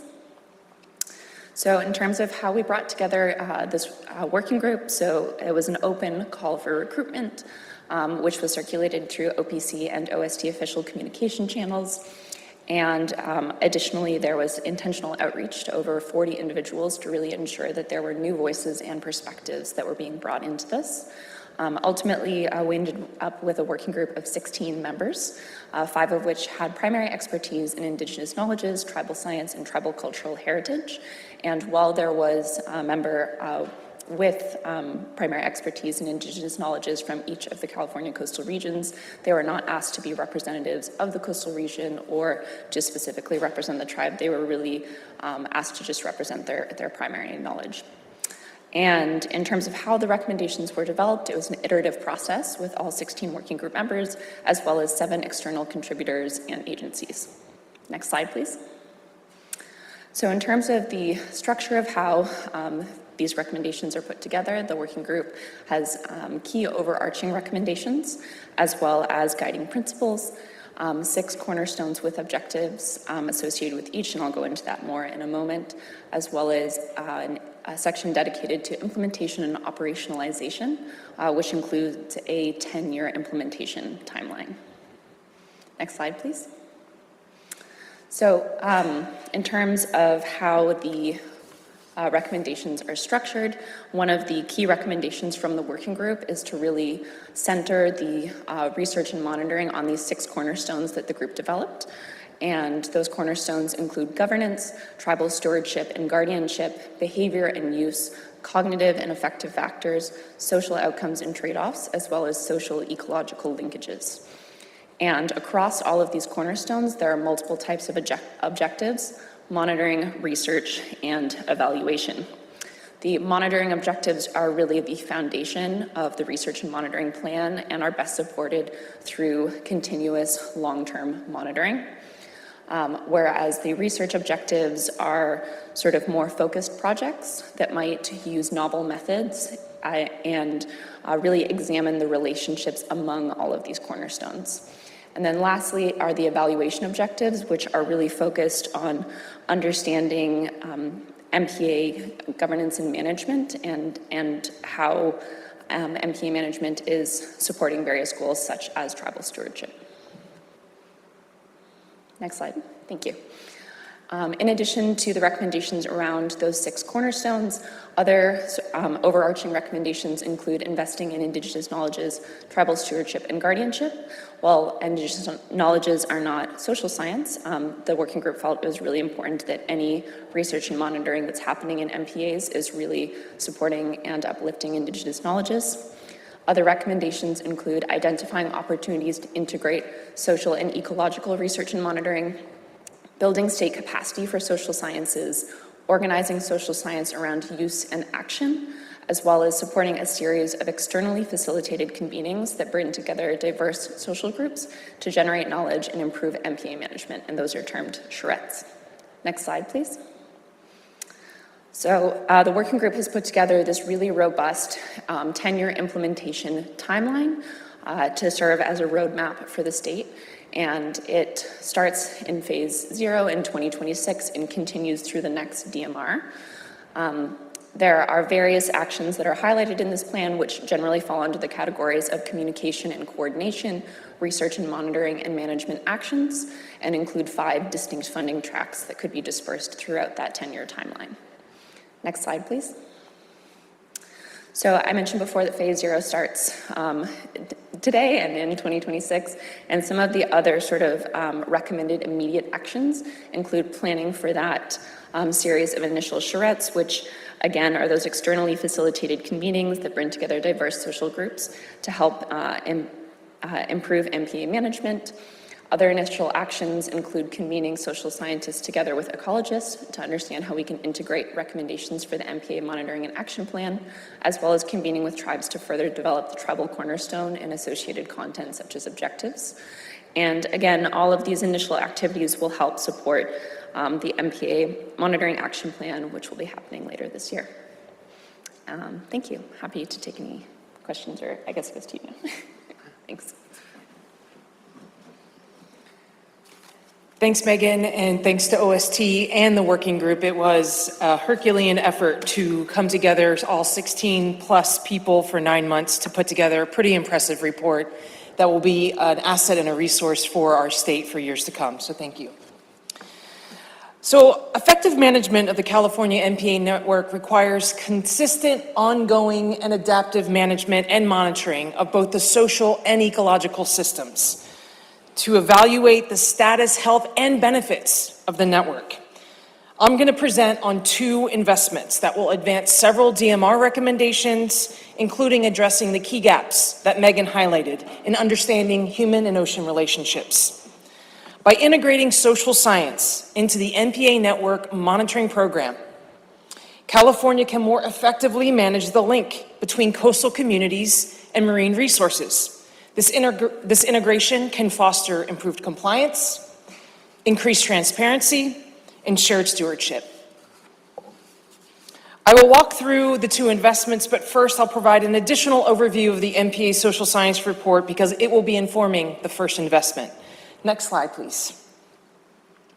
As you just heard from Megan, they released a report in direct response to DMR recommendation number 12, and this was developed by a group of social science experts, including scientists and knowledge holders affiliated with California Native American tribes, and these recommendations provide a science-based framework to monitor, study, and evaluate the human dimensions of the network. Next slide. The first investment will be to California Sea Grant to administer an RFP for social science and other monitoring needs of the MPA network. A competitive solicitation facilitated by California Sea Grant will select 2-year projects for baseline social science assessments to advance the 6 cornerstones identified by the working group. Megan went through them, but I'm going to provide just a little bit of a definition to further contextualize them. So MPA governance, that encompasses the decision-making processes that shape how people participate in and are affected by MPA management. The second is tribal stewardship, guardianship, and sovereignty. The third cornerstone is behavior and usage. That's related to behaviors in and use of MPAs and factors that contribute to and constrain access. The fourth cornerstone is cognitive and affective factors. This encompasses attitudes, perceptions, and values towards MPAs. The fifth cornerstone is social outcomes and trade-offs. That relates to the distribution of costs and benefits across people and groups. And the sixth cornerstone is social ecological linkages, which touches on the relationships among social factors and ecological dimensions, but also how ecosystem dynamics affect human behavior and well-being. An important note here, before I move on to the second investment, is that this spring, OPC will seek public comment and invite tribal consultation on social science and monitoring priorities, including the working group recommendations and the forthcoming community science strategy. These efforts will inform future investments and the updates to the monitoring action plan, which is the DMR recommendation number 11. Next slide. The second investment will update the C-Sketch California platform. C-Sketch is a next-generation online tool used for MPA planning around the world. This tool is formally called MarineMap and was used in the original design process for MPAs by many of the California stakeholders. The image on the right is a visual representation of the MPA. So the blue, purple, and red are different MPA types. The brown and orange are habitat types in the ocean and along the shoreline. In 2024, OPC funded C-Sketch to develop C-Sketch California, which is a public platform that clearly visualizes the MPA petition submitted in 2023 and how these proposed changes would change MPA size and spacing and overlap with important locations and habitats. Next slide. This investment would expand Seasketch, California to include the MPA network's long-term ecological monitoring data sets. In close coordination with OPC and CDFW, this project will identify suitable monitoring data to standardize and display it in an easy-to-understand format on the Seasketch, California platform. The image on the right shows a demonstration of what those data would look like in the Channel Islands. To accomplish this, Seasketch, California will curate spatial data from existing monitoring initiatives to include monitoring sites and multiple data types. Ultimately, users will be able to select an attribute like fish, and a year like 2022, and a location like Channel Islands, and visualize it on Seasketch. Next slide. OPC staff recommends disbursement of up to $2.5 million across these two grantees to advance adaptive management of the California MPA network. Both investments are advancing DMR recommendations and will directly inform the social and ecological considerations in the updated MPA monitoring action plan. Next slide. Thank you so much. We look forward to your questions. Thanks to you both. Let us turn to public comment first. If anyone in the room would like to share public comment, please make your way up to the front. And we've got at least one commenter. Welcome, Ms. Deanne. Hello again, Laura Dehan, Director for Environment California, and just wanted to stand in support of disbursement of up to $2.5 million for these really important programs. So we know that the Marine Protected Area Network is providing really important benefits, both for that are really measurable from a scientific perspective. Like we saw in the Decadal Management Review, there's more fish, there's bigger fish within marine protected areas, so there's real measurable benefits. But we also know that there's some that are not as easily measured, and it has been challenging to quantify. So what are the benefits to people and to communities? And we think that this investment could help us close that gap.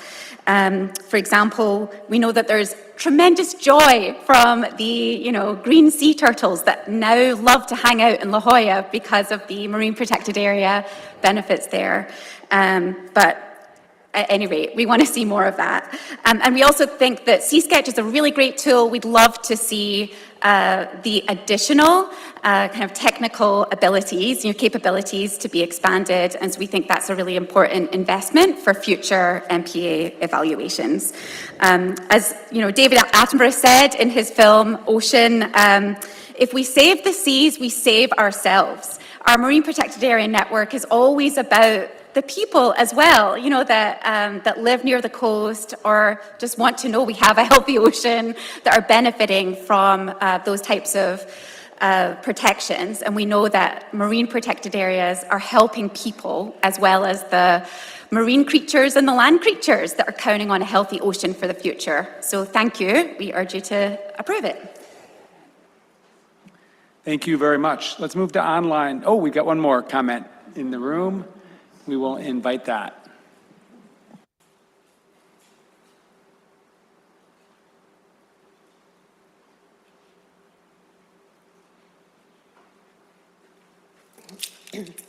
Mahim, Sintamanake Kanema, Nicole Ana, Round Valley Ke Ana. My name is Nicole Whipple, and I'm a member of the Round Valley Indian Tribes. And I didn't plan on making comments specifically on this topic, but I feel like I do need to.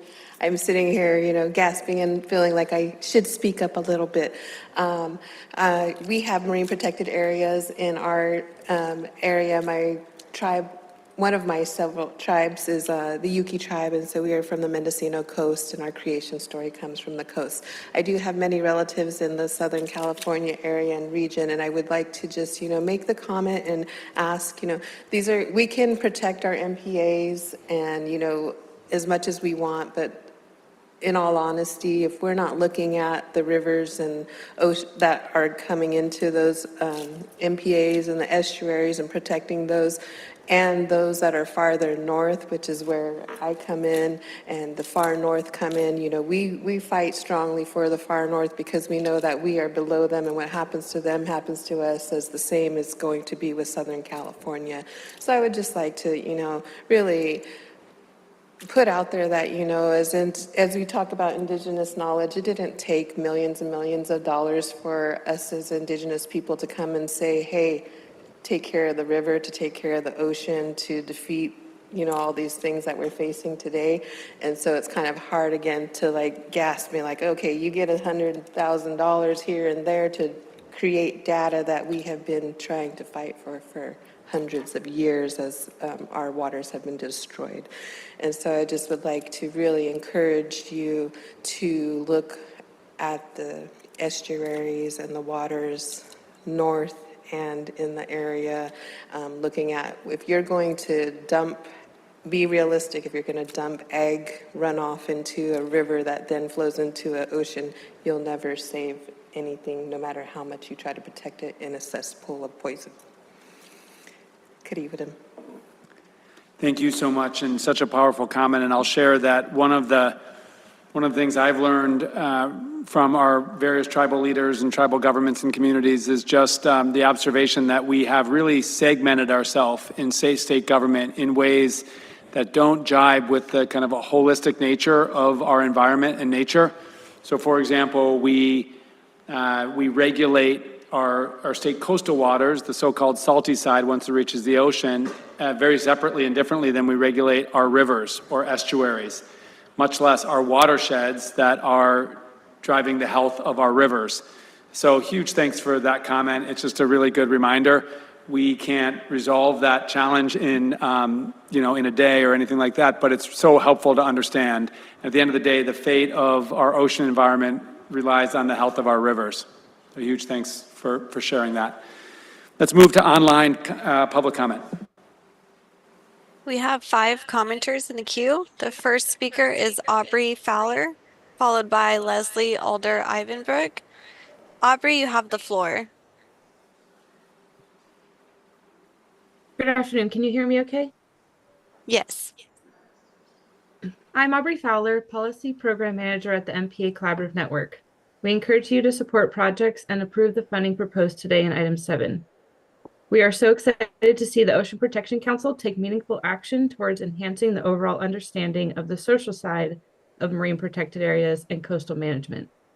The MPA Collaborative Network has been working to empower stakeholders and rights holders in MPA management for over a decade, and we continually learn from community members about how best to hear their concerns, elevate their needs, and leverage their vast collective expertise for a more effective MPA network. We would love to build off of what's already been done in the collaborative network and leverage established trust and relationships. Thus, when implementing the recommendations developed by the Social Science Working Group, especially for evaluation and monitoring, we strongly encourage you to look at the MPA Collaborative Network for lessons learned and as a model to improve and adapt in the future. In addition, we are certain that the close to 2,000 people participating in the 14 locally based collaboratives will have many excellent ideas on innovative and useful social science related monitoring projects and more that could be suitable for these funds being proposed today. We can put this community input into action. And we're grateful to OPC for its support since our inception and look forward to our continued work together to engage communities in MP stewardship for a healthy ocean. Thank you. Thank you very much. Our next speaker is Leslie Alder Ivanbrook, followed by Lily Mulligan. Leslie, you have the floor. Hi, thank you. Can you hear me? Yes. Great. My name is Leslie Adler Ivanbrook. I'm with the Environmental Action Committee of West Marin. We work to protect and sustain the unique lands, waters, and biodiversity of West Marin. We join partners in submitting written comments on this item, and thank you to the Council for the recommendations for social science research and monitoring of the California MPA Network report. We encourage the Council to approve the recommendations in the report. The network was designed to be adaptively managed using a framework that weighs the socioeconomic and cultural impacts of MPAs across the full range of consumptive and non-consumptive uses and communities. It is critical that ongoing monitoring reflects these values and that investments are made to continually understand these impacts. Components of MPA social science data include MPA Watch monitoring and the MPA Watch Intercept Survey pilot, both of which we're involved with. Both projects collect human use data and inform us on how people engage with MPAs, including consumptive and non-consumptive activities. And importantly, they reveal trends in use over time. The Intercept survey also collects data on visitors' understanding of MPAs and barriers to access. MPA Watch enables us to directly engage diverse communities in coast and ocean stewardship, which builds inclusivity. We recommend continued investment in these important projects, and we support the authorization to disperse up to the $2.5 million to advance the management of the network, including supporting California's Sea Grant to administer social science and other priority monitoring needs, and expand Sea Sketch, which provides the visual MPA data mapping for public use. Social science is a key piece of informing adaptive management decisions, including on education, enforcement, and regulatory changes, and enables the network to balance ecological goals with socioeconomic well-being over time, which advances the MLPA's objectives. So thank you very much for my comment. Thank you. Our next speaker is Lily Mulligan, followed by Manu Chopra. Lily, you have the floor. Good afternoon, Secretary Crowfoot and council members. My name is Lily Mulligan, and I'm the Senior Ocean Conservation Coordinator at Wild Coast, as well as a newly trained 30 by 30 ambassador. Echoing prior comments, Wild Coast is thrilled to support the Social Science Working Group report, which formally recognizes that social science is an essential partner to ecological data. By uplifting tribal sovereignty and elevating social science to its rightful place alongside biophysical science, California is setting a gold standard for achieving our 30 by 30 goals. We especially want to highlight the importance of Cornerstone 3, behavior and usage. Wild Coast is the statewide manager of MPA Watch, a community science program that provides the only long-term statewide data set on human activity in our MPAs. We are currently piloting intercept surveys to better understand beachgoer awareness and barriers to access. Combined with tools like Sea Sketch, this data ensures that MPA management is durable, equitable, and grounded in what is actually happening on the sand and in the water. We respectfully urge the Council to approve the disbursement of the $2.5 million for social science RFPs and Sea Sketch expansion. Social science tells us how benefits and burdens are distributed across our coastal communities. It's the bridge between a policy on paper and a successful network in the water. Thank you for your leadership in making California's MPA management more inclusive and science-based. Thank you. The next speaker is Manu Chopra, followed by Jennifer Selgrath. Manu, you have the floor.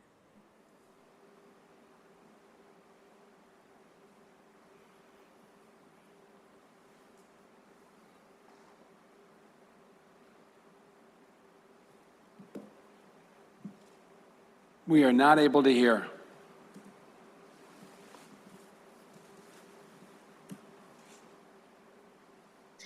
We can try coming back to that one. Jennifer, you have the floor.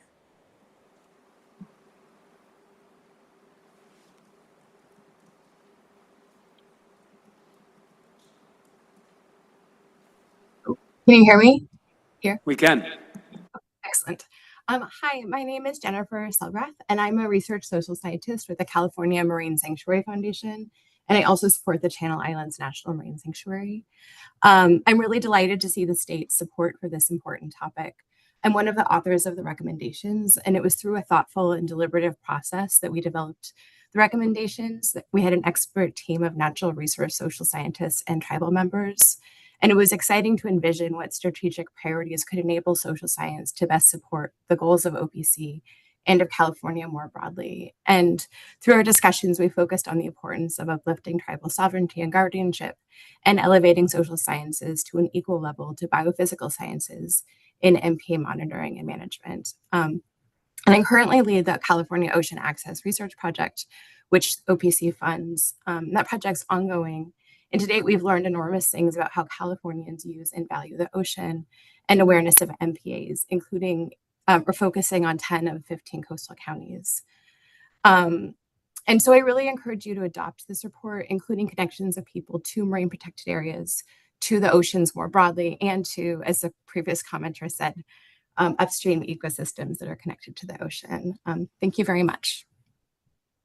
Thank you. The other caller had dropped. That was the final commenter. Thanks so much. We will now move to council member comments or questions.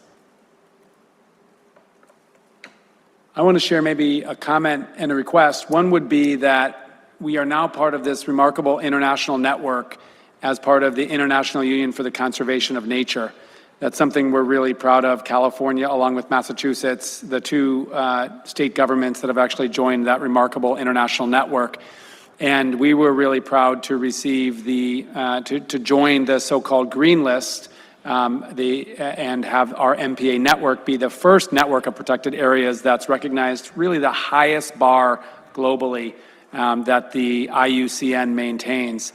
And I say this to suggest let's take advantage of that international network of governments and scientific experts, both to learn from what has worked in other places towards connecting people to protected areas and ensuring that protected areas work for people and people protect those areas, and learn just what other science has happened and social science has happened around the world.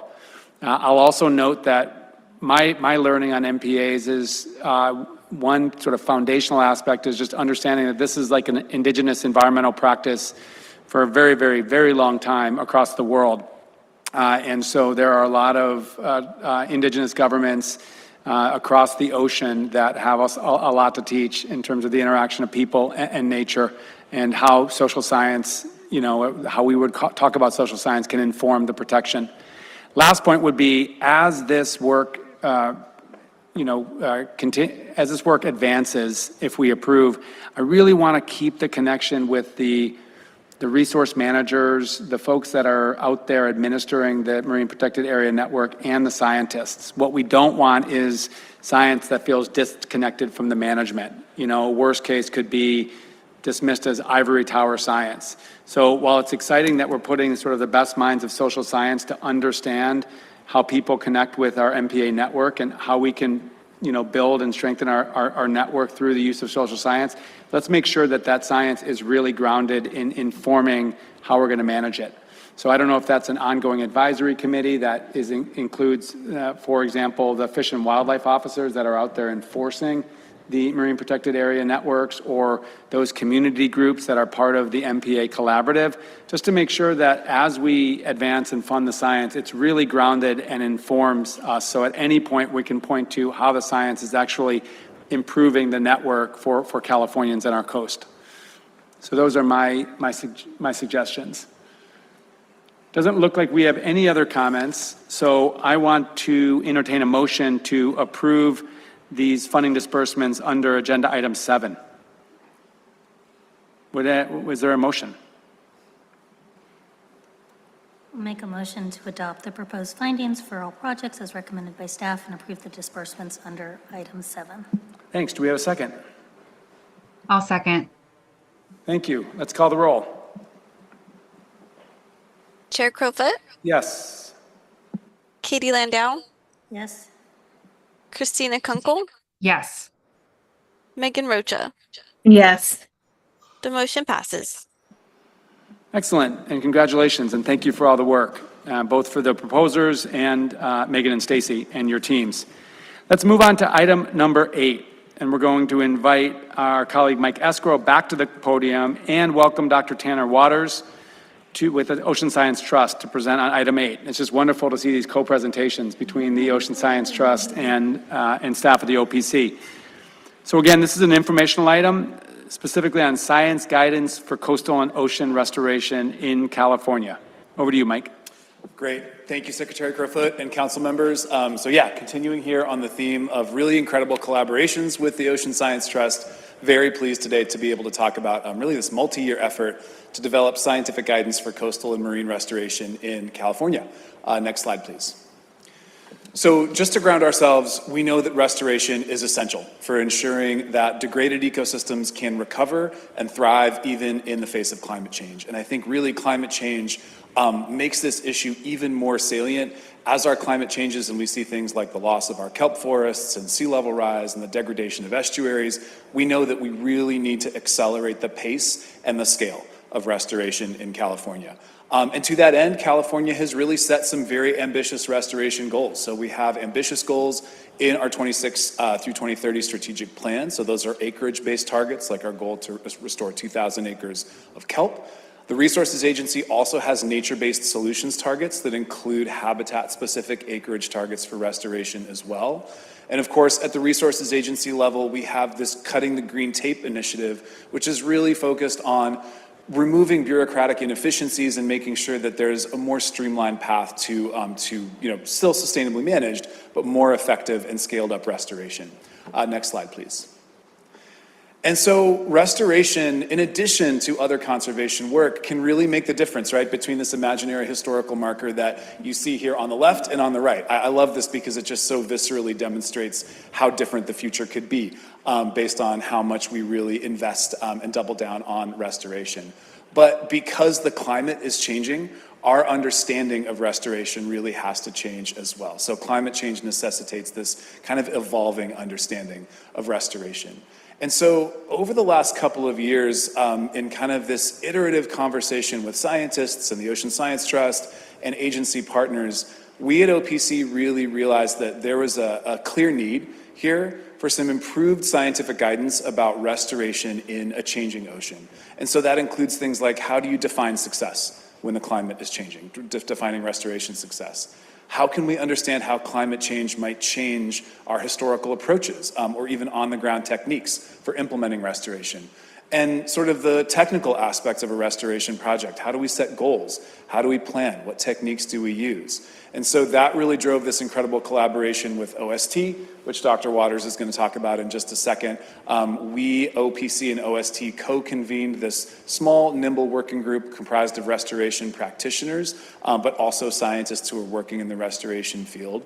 And really want to give a shout out not just to Tanner, but also to his colleague, Monica LaFleur. She's not here today because she's on parental leave, but Tanner and Monica really were not just facilitators of this working group, but really incredible intellectual leaders on this in terms of synthesizing the outcomes of the working group and putting pen to paper on this draft that we are so excited about as something that's really going to be, we hope, an actionable product for not just agencies, but our friends in the NGO community and other restoration practitioners who are doing this work. So with that, I will turn it over to Tanner, who will talk us through the details. Good afternoon, council members. My name is Tanner Waters, and I'm a science officer with the California Ocean Science Trust. California Ocean Science Trust plays two key roles for California's coast and ocean. One, to mobilize capacity and resources for ocean science, and two, to act as the state's trusted science advisors.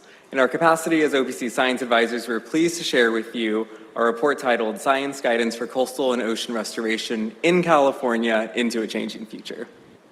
This report is the result of a dedicated 4-person working group and extensive feedback from external expert reviewers. From structured working group conversations, what we've captured in this report is guidance for navigating restoration under climate change, considerations for coordinated statewide restoration, restoration goal setting and project planning, restoration techniques, and monitoring and evaluating success.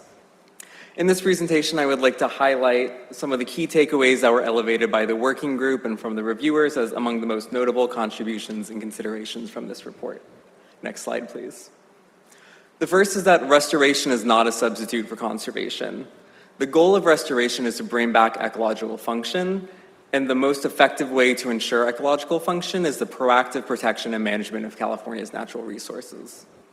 This is because restoration is resource intensive with a high variability of success. The likelihood of this success will become even more uncertain as the unknowns of climate change continue to shift our understanding of systems and their responses to climate impacts. As such, conservation and restoration should continue to be done in coordination which conservation is prioritized and restoration is employed when conservation alone is not sufficient or possible. Next slide, please. The overarching theme of this report is that climate change necessitates expanding the definition of restoration. Traditionally, restoration was focused on bringing back lost species and ecosystems to where they once were. However, as a consequence of climate change, historical ecosystem conditions may no longer be the most ideal or even possible outcome for restoration targets. In this report, we offer the Resist, Accept, Direct, or RAD framework as a decision-making tool for restoration in the face of climate change. The framework offers a deliberate approach for evaluating which of these three pathways best serves the ecological and social objectives of the restoration. Decision makers may resist change by restoring ecosystems to their historical conditions. They may accept change by allowing ecosystems to shift without intervention, or they may direct change by helping a system transition to a new composition. Next slide, please. Whichever pathway is chosen, effective restoration planning requires forward-looking, community-informed approaches. And this all begins with restoration goals as they shape downstream project decisions. So in this report, we emphasize the importance of having a structured and inclusive goal-setting process that reflects both the ecological objectives and the community-informed needs and priorities for the restoration. We then walk through the major steps of the project planning process, from site selection to designing metrics and selecting restoration interventions, and offer considerations for how to integrate climate change principles into each step. Next slide, please. One of the steps highlighted in this report is the value of project monitoring. Monitoring across all stages of the restoration, from pre-restoration to during the intervention and post-restoration, should be a core project component. And this is because it allows for adaptive management. Adaptive management is the process of implementing decisions, monitoring outcomes, and then adapting future actions based on whether those outcomes are meeting expectations. And by adapting in real time, we're able to increase the likelihood of success by ensuring that projects are staying on track. Once a project is complete, making monitoring data publicly available and uploaded in a standardized, easily usable format is critical, not only for tracking the progress the state is making towards its restoration targets, but advancing our shared understanding of what is and isn't working. Next slide, please. While this report synthesizes guidance based on the best available science, future restoration success in an ever-changing climate will rely on continued scientific advancement. We'll need to improve our collective understanding of future climate impacts, expand regional monitoring of ecosystems and their stressors, and continue the development of emerging climate-ready interventions. This report represents an opportunity to meaningfully improve restoration outcomes across California by explicitly incorporating climate change impacts into restoration planning. And by doing so, this guidance can help ensure that restoration investments are more effective, resilient, and equitable by strengthening ecosystems and communities into a changing future. Thank you. Thank you very much, Tanner. Let's move to public comment.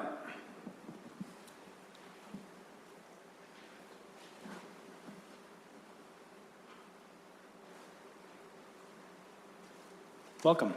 Hi, I'm Annie. I'm the Restoration Program Director for Reef Check, and I'm here to support the development of the science and guidance for coastal and ocean restoration in California. This guidance will be an invaluable resource for kelp forest restoration, for me specifically, and for other practitioners in the field. I want to highlight the section 10 in the executive summary and what Tanner just mentioned for long-term monitoring being essential for restoration. To date, Reef Check monitors 7 restoration projects in California alone, in addition to 5, potentially 6 in Oregon. One funded by OPC and led by the Nature Conservancy.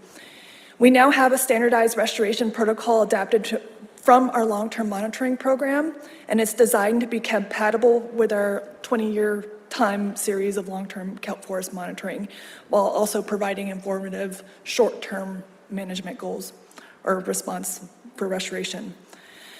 While the restoration projects are often case-specific, all of our data is publicly accessible and freely available, and this is available to any resource manager or council who would like to use it. So, thank you very much. Thank you very much.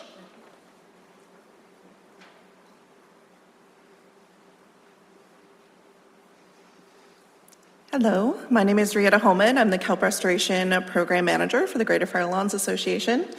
And thank you so much for the opportunity to comment on item 8.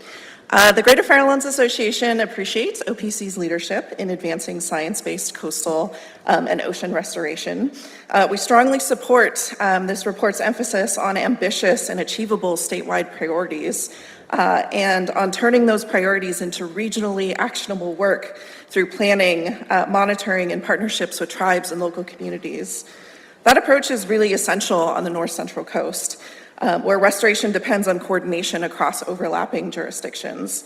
Through the North Central California Sediment Coordination Committee, the Greater Fair Lawns Association supports the Greater Fair Lawns National Marine Sanctuary in convening 17 federal, state, and local agencies to align priorities, identify science needs, and move collective action forward. This is exactly the kind of integrated cross-jurisdictional model that this guidance calls for, and we appreciate OPC joining this effort. State-federal coordination is especially important for kelp restoration. The Greater Fair Lawns Association has been leading efforts to restore up to 27 acres in Greater Fair Lawns National Marine Sanctuary along the Sonoma County coastline. And we coordinate with the Pacific Coast Ocean Restoration, or PCOR initiative, to contribute shared knowledge to the largest network of bull kelp restoration projects in California. Our work reflects the practical framework in this guidance by reducing grazing pressure, outplanting, and investigating opportunities to adapt restoration strategies to changing ocean conditions. And we are seeing real results. At one of our restoration sites, we've documented over a 10-fold increase in kelp canopy cover, and we've seen outplants grow to reproductive adults, showing that this work does actually work. So we appreciate the guidance recognition that restoration is social as well as ecological. Thank you so much for all of your work and leadership on this guidance and this report. Thank you so much. Let's move to online comment. There are no commenters in the queue. Okay, thank you. We'll move back then to discussion among our council members.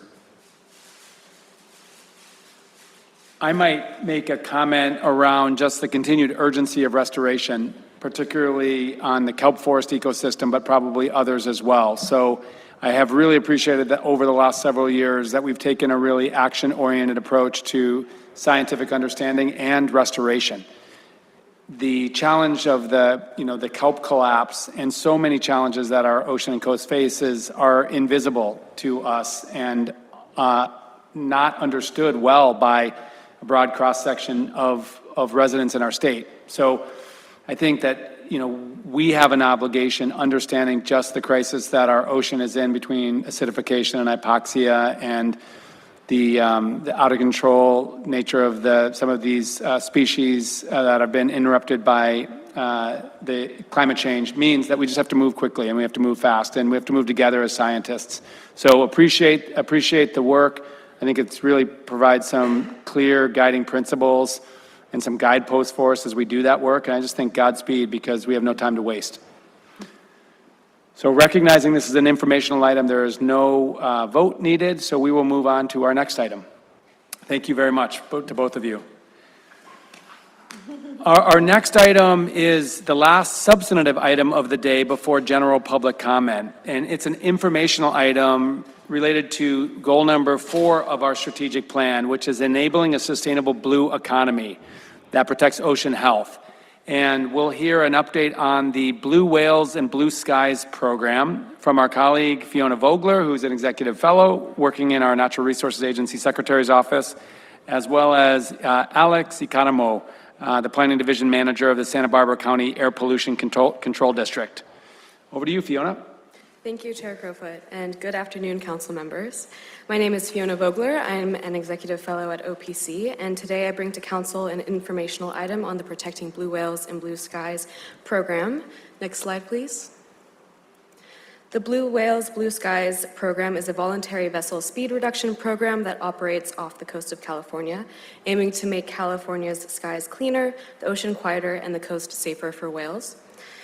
Last year, Assembly Bill 14 was signed into law. It authorizes statewide expansion of the vessel speed reduction program, building from the success of the program in the Santa Barbara Channel and San Francisco Bay Area, and establishes OPC as an advisor to the program.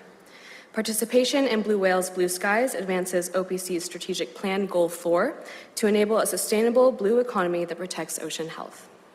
OPC has begun engaging with the Blue Whales, Blue Skies Coalition and stakeholders as of this calendar year. I will now turn it over to Alex Economou, representing the Blue Whales, Blue Skies Coalition virtually, to share more information before the council today.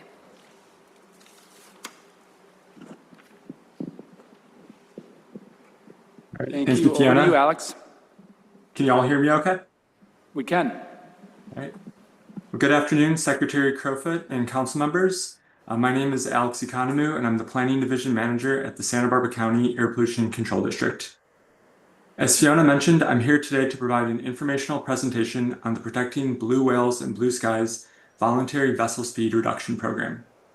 We also have several other partners of Blue Whales and Blue Skies available in person and online to help answer any questions that the council may have about the whale and air pollution benefits associated with vessel speed reduction. Before we begin, I'd like to provide some context for how important this voluntary program is to my agency. Ocean-going vessels are the largest source of ozone-forming emissions throughout the Central Coast region and account for almost half of these emissions in Santa Barbara County. However, these ships are outside of our air district's regulatory control, which makes a voluntary recognition-based incentive program all the more impactful. Next slide.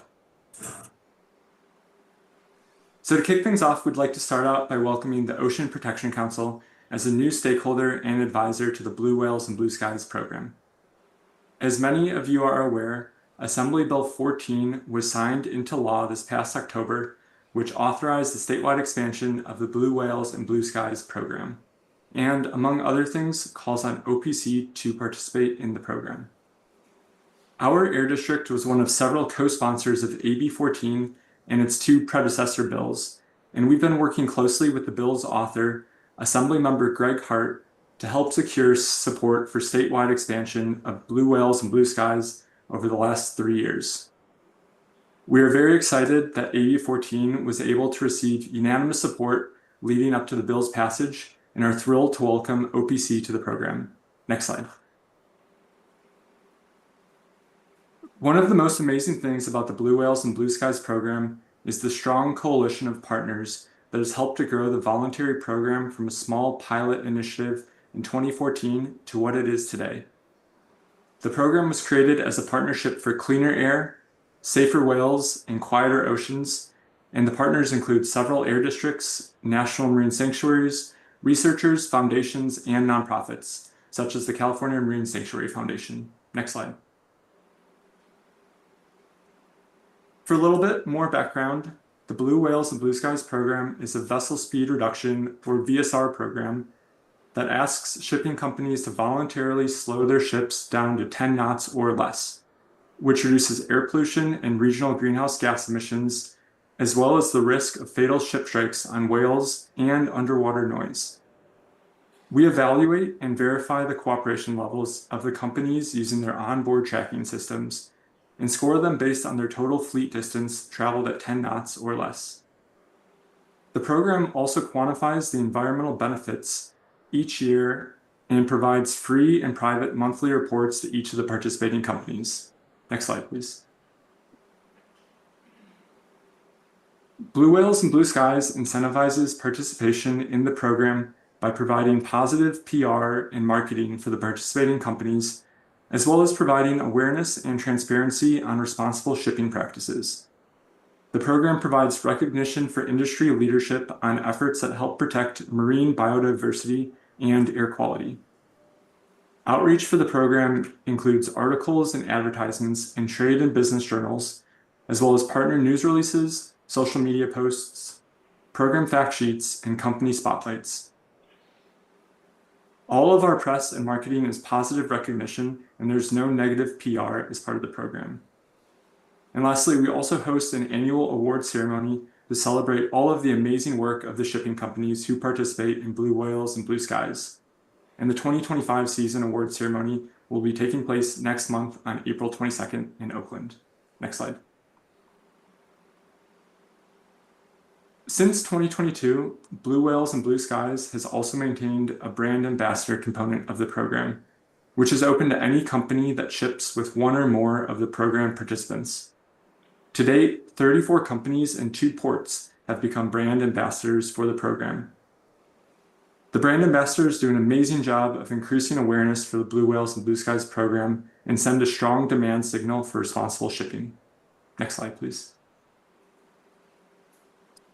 So this slide shows the tremendous growth of the voluntary program over the last several years. What started as a small-scale pilot program in 2014 with just 7 shipping lines has dramatically increased to 787 vessels participating in 2025 across 44 shipping lines, reducing speeds for over 481,000 nautical miles. 2025 was the highest performing season to date, with 85% of vessel traffic from the participating companies slowing down to 10 knots or less. The graphic on the right shows all the companies that participated in the 2025 voluntary program and their award levels. Last year, 22 companies achieved the highest cooperation level of 90% and higher and received the Sapphire Award. 10 companies received the Gold Award and 10 received the Blue Sky Award. Next slide, please.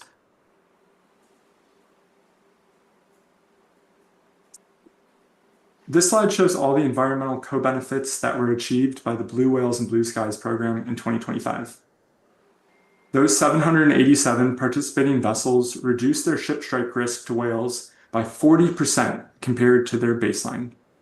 Regarding ocean noise, the program was successful in reducing the mean underwater radiated noise levels by 5.2 decibels, which equates to a 70% reduction in acoustic intensity. Additionally, the 44 participating companies reduced their smog-forming NOx emissions by almost 1,500 tons last year, which is a 27% reduction in pollution compared to baseline conditions.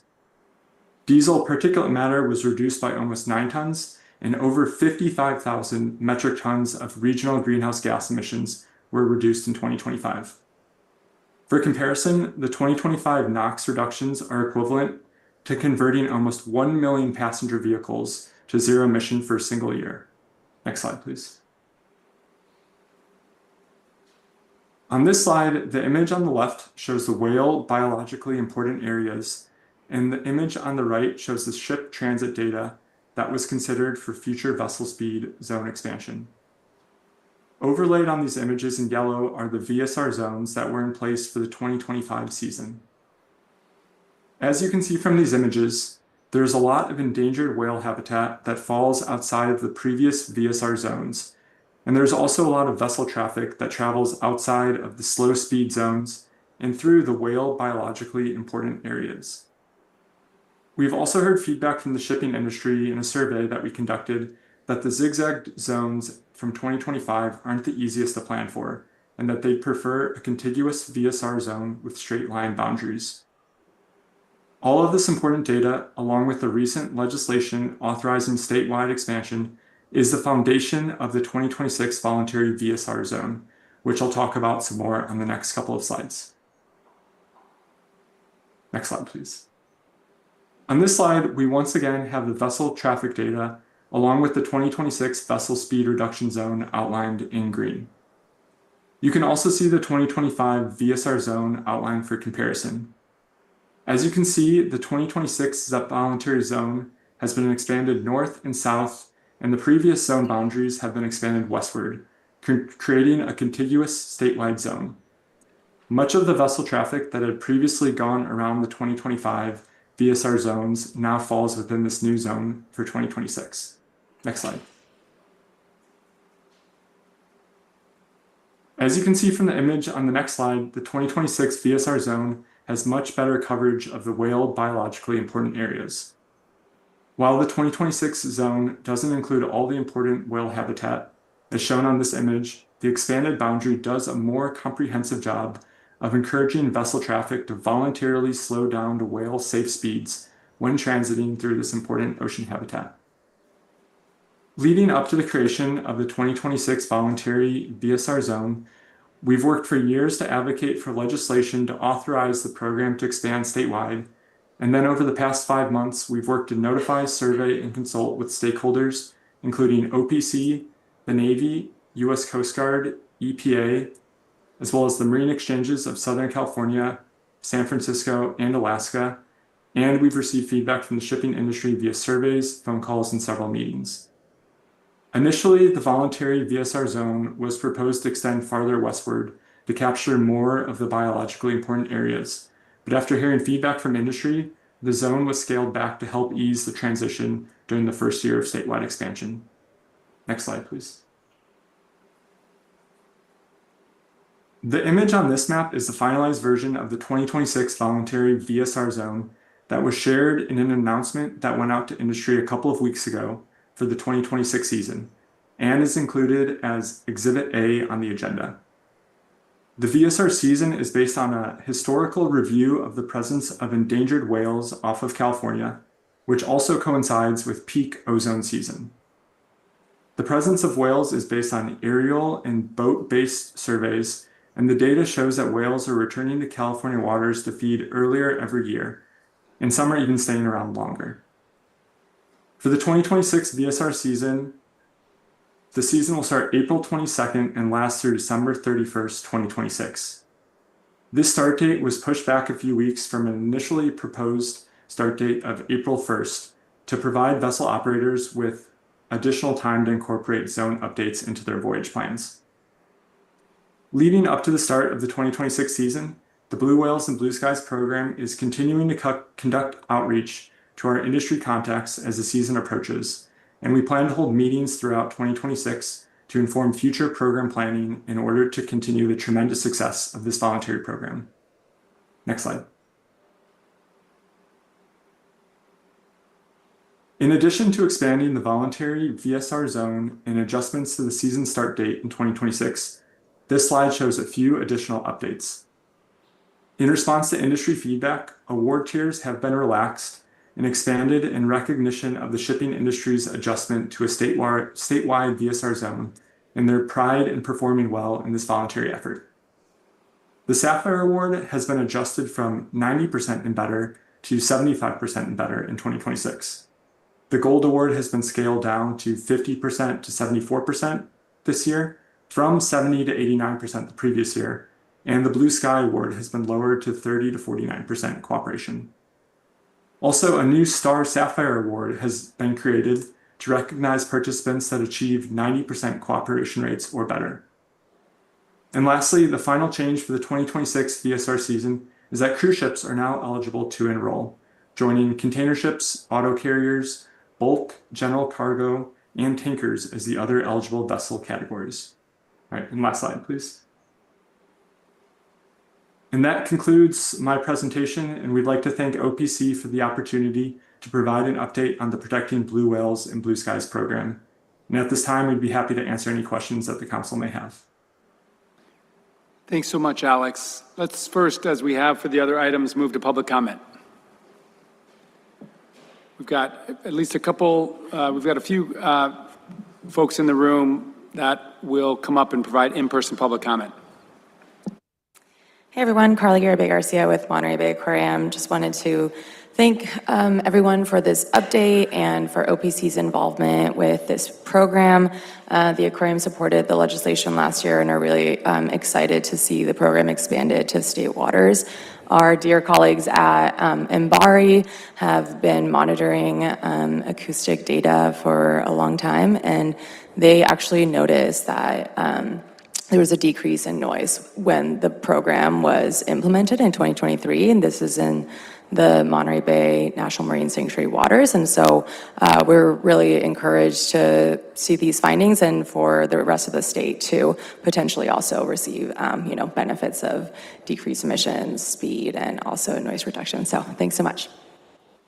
Thank you very much. Welcome. Good afternoon, Secretary Crowfoot and council members. My name is Alan Abbs. I'm the legislative officer with the Bay Area Air Quality Management District, one of the co-sponsors of AB 14, which after 3 years of advocacy was signed into law and established the statewide Blue Whales, Blue Skies program. Personally, it was an incredibly rewarding experience working on this bill, which had bipartisan support, didn't have a single no vote in any of the 3 years that we worked on it.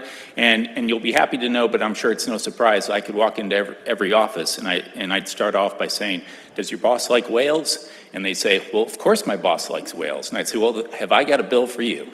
And and so it was, as I mentioned, it was bipartisan and it was incredibly rewarding. Alex did a great job describing this voluntary program and all the hard work that Air District staff, our federal partners, the shipping industry, and numerous other groups focusing on marine habitat and protecting public health have had on the program. And we're grateful that OPC will be participating in the program and providing guidance and support. When you talk with people who have been doing this from the very beginning, you may hear a story that in year one, when they came up with this idea, they weren't even sure if anyone was going to volunteer like one company would volunteer. And so here we are 10 years later. We've done some geographic expansions. We've added marine sanctuaries along the way. We've gone from 7 companies participating in year one to, as Alex mentioned, 30 plus companies, many of whom easily surpassed that 80% participation rate. And reducing onshore air pollution and the risk of whale strikes. And under AB 14, we're looking forward to this voluntary program even being more successful in the coming years. Look forward to continuing to work with OPC on this, and I'd be happy to answer any questions that the council members may have. Thank you. Thank you. Welcome. Good afternoon. Can you hear me okay? My name is Marty Farrell. I'm a staff attorney with California Coastkeeper Alliance, here speaking today on behalf of both California Coastkeeper Alliance and the Otter Project. As we just heard, reducing vessel speeds represents one of the most effective science-based strategies we have to protect critical habitat for endangered whale species, including blue, humpback, and fin whales, while also reducing air pollution.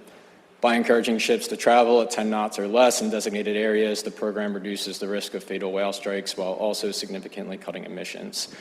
California Coastkeeper Alliance and the Otter Project have been longtime supporters of the vessel speed reduction program, including legislation in 2019 to establish it as a permanent statewide program, and we continue to strongly support its expansion and long-term implementation. Specifically, we want to support the expansion of the existing zone to extend statewide and further offshore to incorporate previously unprotected biologically important areas. As we saw in those maps that were just presented, these areas are critical for whale reproduction, feeding, and migration, and protecting these areas allows us to avoid gaps in protection where the risk of ship strikes and pollution is extremely high. We would also encourage future expansion to ensure that no biologically important areas are excluded from protections. And then we would also like to support an April start date for the seasonal voluntary VSR to accommodate and adjust for shifting whale migration patterns. As ocean conditions change, whales are migrating earlier, and our protective measures must keep pace with those changes. So expanding to an earlier start ensures that whales will not be left vulnerable during a critical period when protections are necessary. Thank you so much for your time and leadership. Thank you. Let's move to online comment. Our first commenter is Tyler Harris. Tyler, you have the floor. Can you hear me? Yes. We can. Yes. Okay, great. Thank you. Good afternoon, Chair Crowfoot, council members.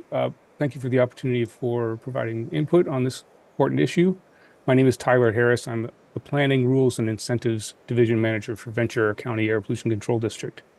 Ventura County APCD was a founding partner for Protecting Blue Whales and Blue Skies program and a co-sponsor of AB 14, which directed the program to implement statewide expansion. Ventura County is a serious non-attainment area for ozone. We have great need for reduction in nitrogen oxide emissions, which and ocean-going vessels account for approximately half of the NOx in our airshed.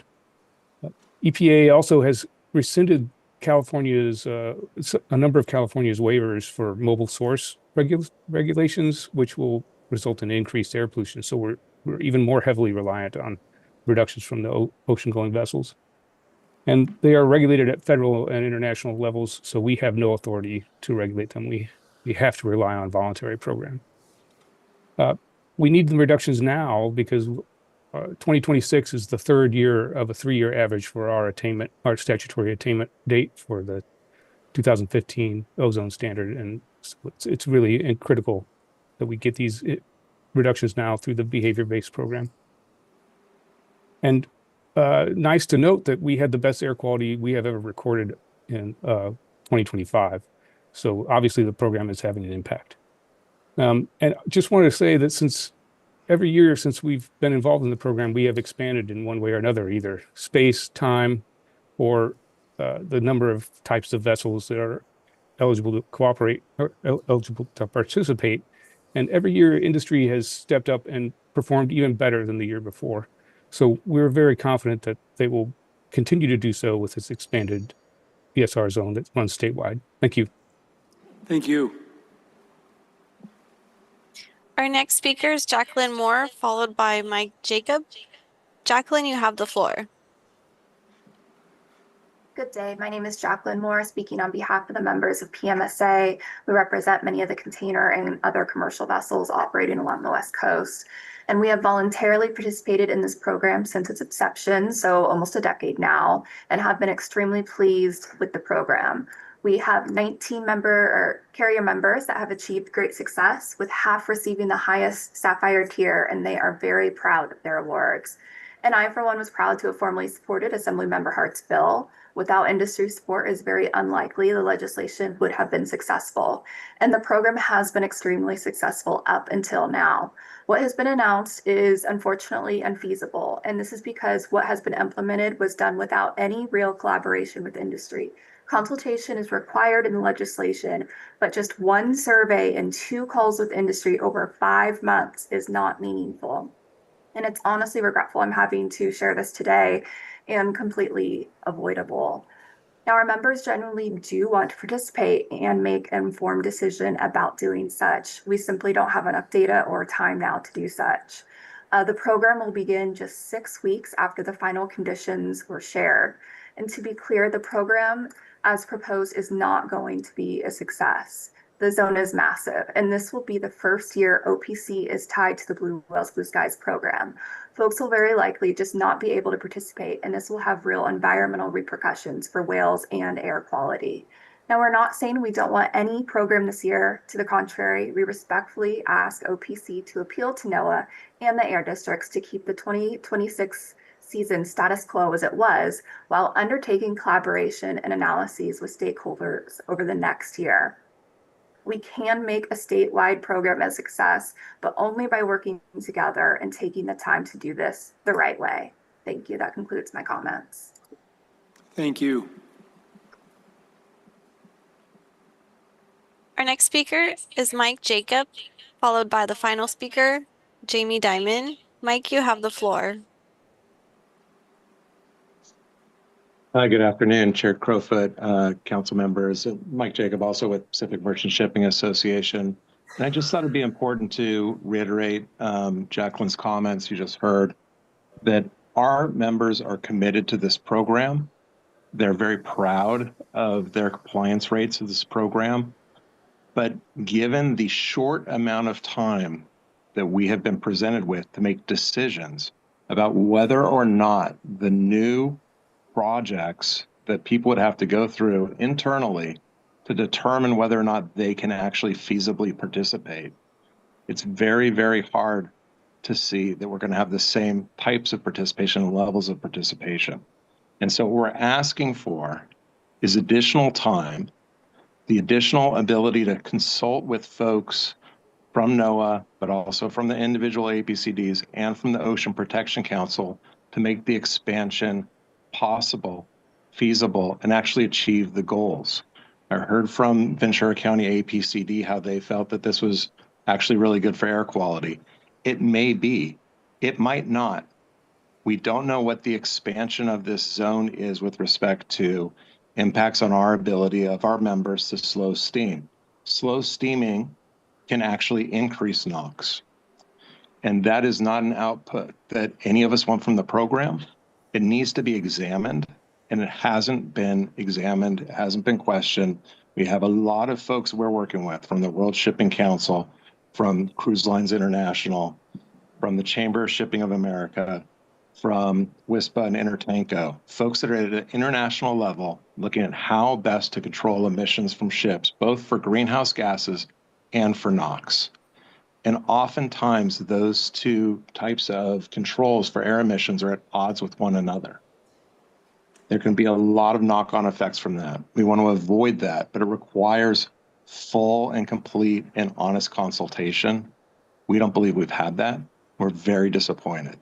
So we want to just reemphasize the desire of our members to participate, and we hope we can work together to make sure that that happens. Thank you. The final speaker put their hand down. That was the final comment. Okay, so we will move this back to a discussion among council members, and I'll note this isn't a voting item, but rather an informational item. I do think it's worth discussion, and it's a bit awkward, I would say, because we're so new to sort of officially participating in this program. But as Assembly Bill 14, the new state law directed, we are now a stakeholder and an advisor. So we do have a role in this discussion. I guess I'll start by commending the program. It seems like it's been a remarkably successful program historically. And in a domain where these types of voluntary programs are very, very hard to achieve really meaningful, durable results, it's very clear that this has to the benefit of whales and air quality, both of which are really important to the state of California. So I can see why our legislature wanted to, double down on the institutional support for the program, as well as the hope and expectation that it could expand statewide. At the same time, I'll observe that it seems like one crucial ingredient for the success of the program is the working relationship between the shippers and the ports, the air quality districts, and the federal agencies.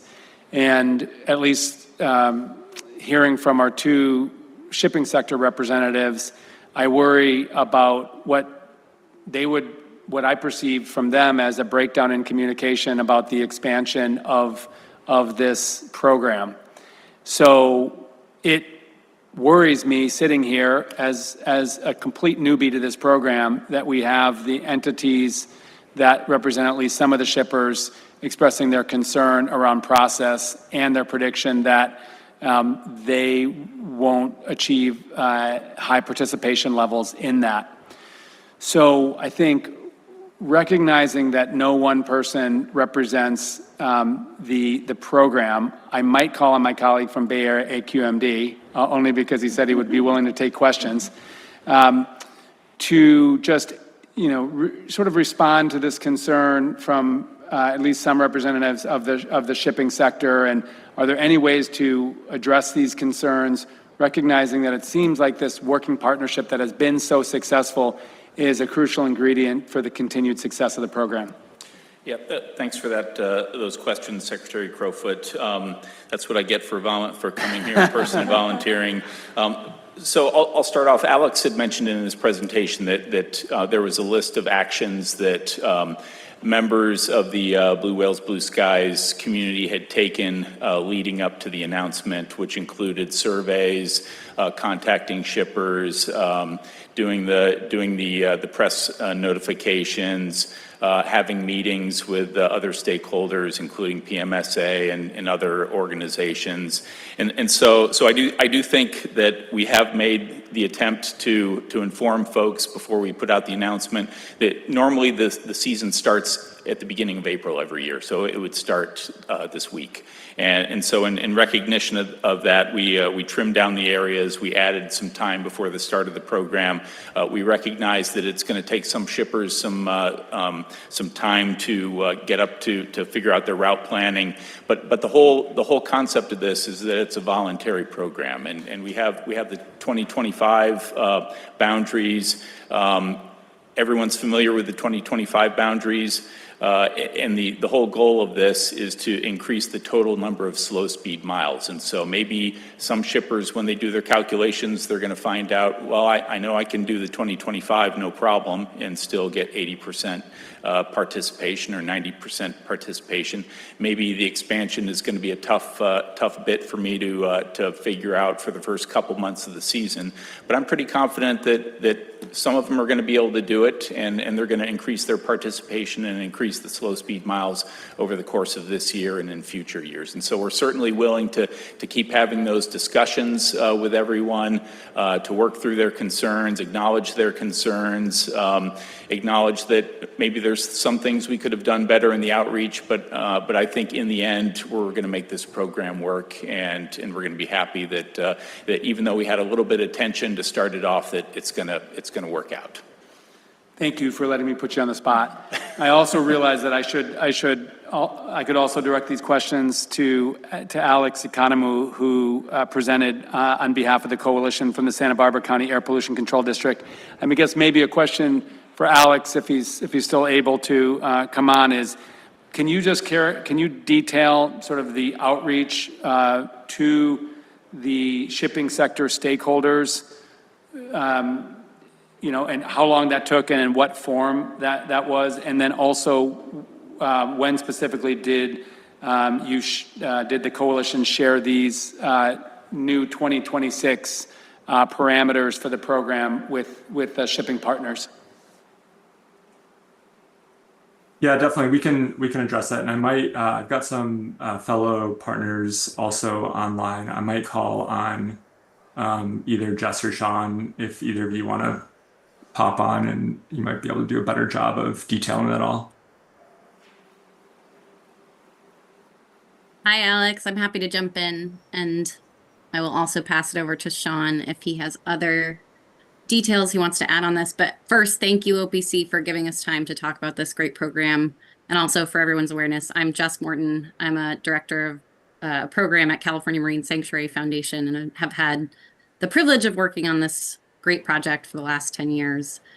And I guess I'll also say we definitely regret that our partners at PMSA feel that there hasn't been appropriate consultation on this. We're still actively seeking input and doing a lot of outreach to not just the trade association groups like PMSA, but also the shipping line representatives that we've worked with very closely over the last 10 years of implementing this program.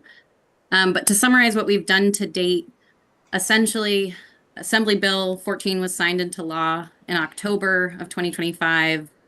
We then, in November, put out publicly basically a notice to all of our industry partners through various press releases and a bunch of public communications that the bill had been signed into law. We then spent several months as a team soliciting input on the proposed expansion of the VSR zone to try to get feedback from our shipping partners on what considerations should be factored in for different designs for a statewide program. And so that was done through various surveys. We sent one specifically to our shipping line participants in the program, as well as the broader shipping community. We did paid features, as Alan had noted, and then we did send a newsletter out from our program to a very large contact list that we have for maritime industry contacts. And then we also did LinkedIn communications just to make sure we got the word out that we were soliciting input. And then following that, starting in January, we did briefings. And so as Alex and Alan outlined, we met with different stakeholder partners. We met with port entities. We met with new Air District Agency partners that have joined on as a result of the expansion. And then we did have consultations with PMSA, marine exchanges, government agencies, and several other trade association groups later in March. And so I think the best thing for me to point to related to what came from all of that is the great overview that Alex provided that shared the adjustments that were made as a result of that feedback. It was really helpful, honestly, to get all of this feedback from our industry partners in these consultations. And so that's really what led us to think through adjustments to the zone boundaries that we had originally included in the original proposal design, as well as the award tier adjustments, which I think are a really important piece of what we're considering when we are going to a statewide program. We're recognizing that there are these operational considerations for our industry partners associated with a much larger zone. And so that's really what we're trying to get at with expanding the award tiers so that the shipping lines can still be part of the program, explore how much of the zones they are able to slow down in across the season of 2026, and then still get recognition for what they're able to do, even if it's at lower levels than what we saw in 2025. I'll stop there. I don't know if others on my team want to add anything else on that. And then just wanted to, and not necessarily for you to answer, but then my second question was, when were the final parameters of the program communicated to the shipping sector? Sure. So that was on March 12th. So it was earlier this month that we put out the announcements related to the 2026 program, following those consultations. Got it. Well, I do not want to dominate the conversation, although I think I am. And I also think this is sort of an awkward forum to have a deeper dive discussion. But I would express some concern about the status of the, sort of the concerns of at least who we've heard from today in the shipping sector. What I did hear them say, at least those representatives, is that they believe that the expansion to a statewide program is achievable, and they share a North Star of helping this program succeed. It does seem like their concerns are fairly acute, given, and I think timely, given that this program is due to start in a month's time. Again, recognizing we don't have legal authority over this program, this is the new law, the new state law simply establishes us officially as a stakeholder and an advisor. I nevertheless would like to, suggest that perhaps myself and Director Eckerly and anybody else from the OPC could convene a meeting, at least of the Pacific Maritime Shipping Association and whoever from the coalition that stands up this great program, so that we can just delve into these questions a little bit more to understand if there's a path forward that can help shippers feel comfortable with the changes that are envisioned by the state law in a way that also those that have been driving this program for over a decade can feel like is forward progress. So I'll just suggest to colleagues on the council that we will convene a meeting here in coming days as an advisor to this program in hopes of finding maybe pathways to resolution however possible. So I would turn it to any other council members, either here in person or joining us online for any other remarks there. Yeah, thank you. I think you covered all of the top points there and with the next steps. But I just really want to emphasize, thank you everyone who's been participating in this program for the last decade. This was a really valuable presentation today. And I think definitely if we can have some conversations in the coming weeks with these, looking at the expansion of the statewide program, and then also just looking for a follow-up, next year, just to see how conversations have gone, how the numbers are going, because I think we're all, wanting the same thing, wanting safe, keep the whales safe, cleaner air quality, quieter oceans. So really committed to the ongoing conversations and the partnership, and to learn more. Yep, duly noted. Thank you. Councilmember Rocha. Yeah, I was going to express similar comments. So I'll just add, if we could possibly get an update on those conversations, maybe in the next executive director's report, and then similar to what was just said in terms of maybe a year out, having a progress report on the program. It's really wonderful to see how successful it's been so far. And to everyone's point, we want to see that success continue and grow, right? Absolutely. Thank you. So as we close out this item, we'll look to schedule that meeting and work with Director Eckerly, Jen, to organize that. And again, big thanks to all of those air quality management districts, Marine Sanctuary Foundation, the federal agencies for doing so well to manage and establish this program, and frankly, the shipping partners, because without their participation and championing of this work, success would have not been possible. So here's to meeting to help navigate towards continued effectiveness and success. Thank you. We're going to now move to item number 10, which is our last item before adjournment, and that is the inviting any public comment on any items that were not specifically addressed in our agenda today. So I'll turn it to those colleagues who are in the room to share public comment, and then after we'll go to online public comment. Welcome back. Hello again, thank you. Laura Dehan, Environment California Director. I just wanted to comment that we were deeply disappointed in the recommendations that the Department of Fish and Wildlife just released this past Friday to deny virtually every proposed conservation measure or action within the petitions as part of our state's first adaptive management process. Wanted to thank Director Eckerly and Secretary Crowfoot for all of the investments in time and funds to support the MPA petition evaluation for the whole Ocean Protection Council work on that.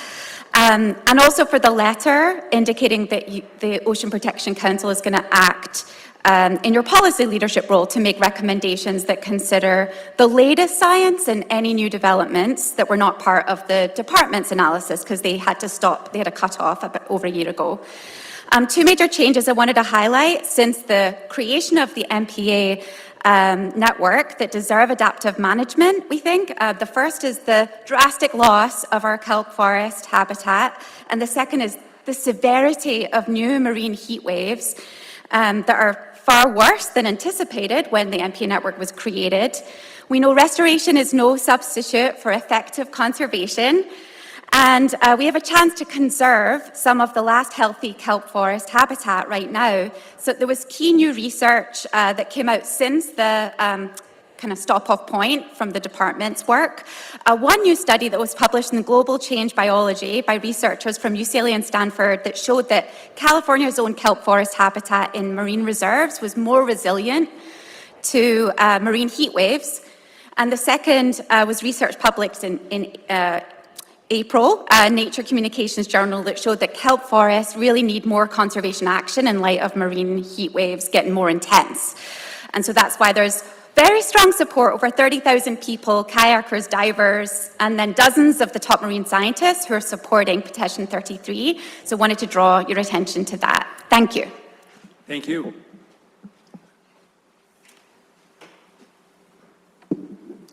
Good afternoon. My name is Tomas Valdes. I'm the California Policy Manager with Azul. I would like to thank OPC for your commitment to providing specific input on submitted MPA petitions in advance of the Fish and Game Commission's regional upcoming meetings. We do, however, wish to express our disappointment with the recommendations put forward by the Department of Fish and Wildlife, which we believe do not adequately reflect the urgency or the scale of the challenges facing California's marine ecosystems. We urge OPC to evaluate these petitions within the broader and well-documented context of declining ocean health, as well as the accelerating impacts of climate change, emerging industrial ocean uses, ongoing offshore drilling pressures, and cumulative fishing impacts.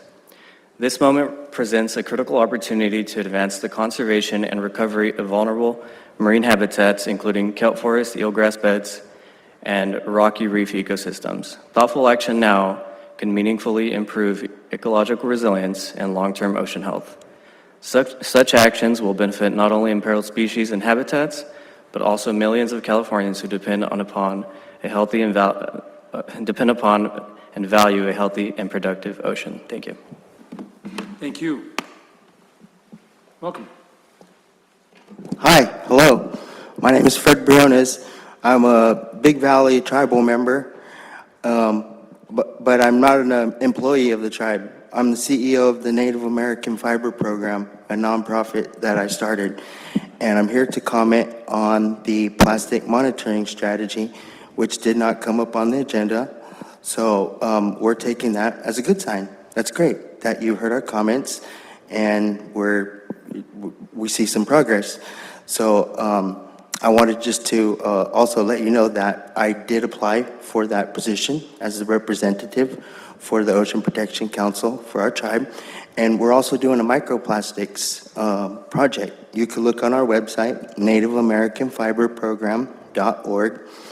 And we're doing a national study right now for the rain and the snow in Hawaii, California, Montana, North Dakota, South Dakota, Florida, Oklahoma, Texas, New Mexico. But we like to come back to California with the SB 54. And we have a lot of tribes that would like to participate. It's just something about microplastics and tribal communities that we're really interested in that. And we're working with the Stanford University, where these tribes, I had them send in their samples to Stanford to get analyzed. And we'd like to build on that. And here in California with SB 54 and other tribes, to include the California Indian Basket Weavers Association, which is a national or a state nonprofit that focuses with basket weavers.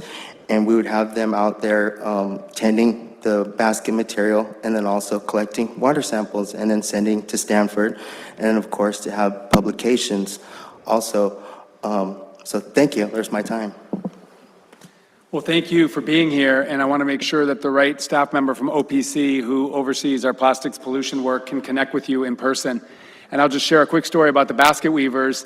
It is that association that actually figured into Caltrans policy around spraying pesticides along the rights of way. And it was the basket weavers that really identified the impacts of those pesticides on a lot of the plants that they were gathering. And it was ultimately their advocacy that led to the improved health of our roadsides all across California. So, so thank you for your work and looking forward to making that connection.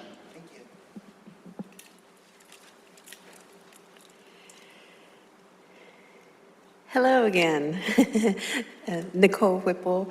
I am a policy advocate with Save California Salmon, and I also do some cultural burn work. I'm a project manager for a tribal fuels management project as a cultural burner, and I work directly under the Big Valley EPA department. So I want to thank you, thank you, Mr. Crowfoot and Mr. Escrow. Sorry if I'm killing you, and board members for listening and, making a few points. I want to thank you for making the connection between Indigenous knowledge and the many forms taking place around the world today. Today, we heard a lot of, extremely how reliant the agency is on data and research and analysis, and how the boxes have been checked because, tribes have been included or, reached out to. And, the point was made that the people that were included in those conversations were not specifically speaking on behalf of their tribes. And so just to make that point, I introduce myself because that's the way that we as tribal people do. We introduce ourselves. It's our custom to say who we are, where we're from, and who our families are. It doesn't mean that I speak on behalf of my tribe. But in the policy is the process of consultation, and when other people, agencies come up and say that they have included tribes and they're not speaking on behalf of their tribe, that to me is an indicator that they did not do true tribal consultation. And so, yeah, you can go out and get any person who identifies as any ethnicity and include them in your data and your analysis, but if you're not doing true consultation, then you're not doing your part, and as your agency part, as doing consultation and government-to-government relationships, and you shouldn't be sitting here presenting to the agency saying that you have tribal inclusion. I do have a point that I would like to, I am here speaking, and then speaking on Indigenous knowledge, if I may finish up. to understand Indigenous knowledge and the point that we are working collaboratively abroad across the entire world of understanding all of this Indigenous knowledge that has been here for years and generations. It's a backward step to try and apply the Indigenous knowledge to theoretical Western science and social behaviors, because as our social behaviors work, we don't create one and then apply it. We follow the natural environment and ecosystem, which is why we are successful in what we do. And so on the point, again, of, I am here in support.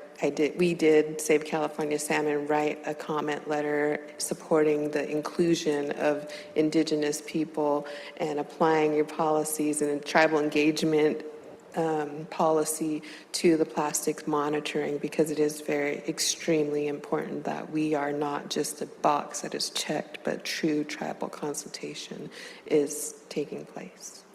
Thank you again for your time. Well, huge thanks for being here and huge thanks for that feedback.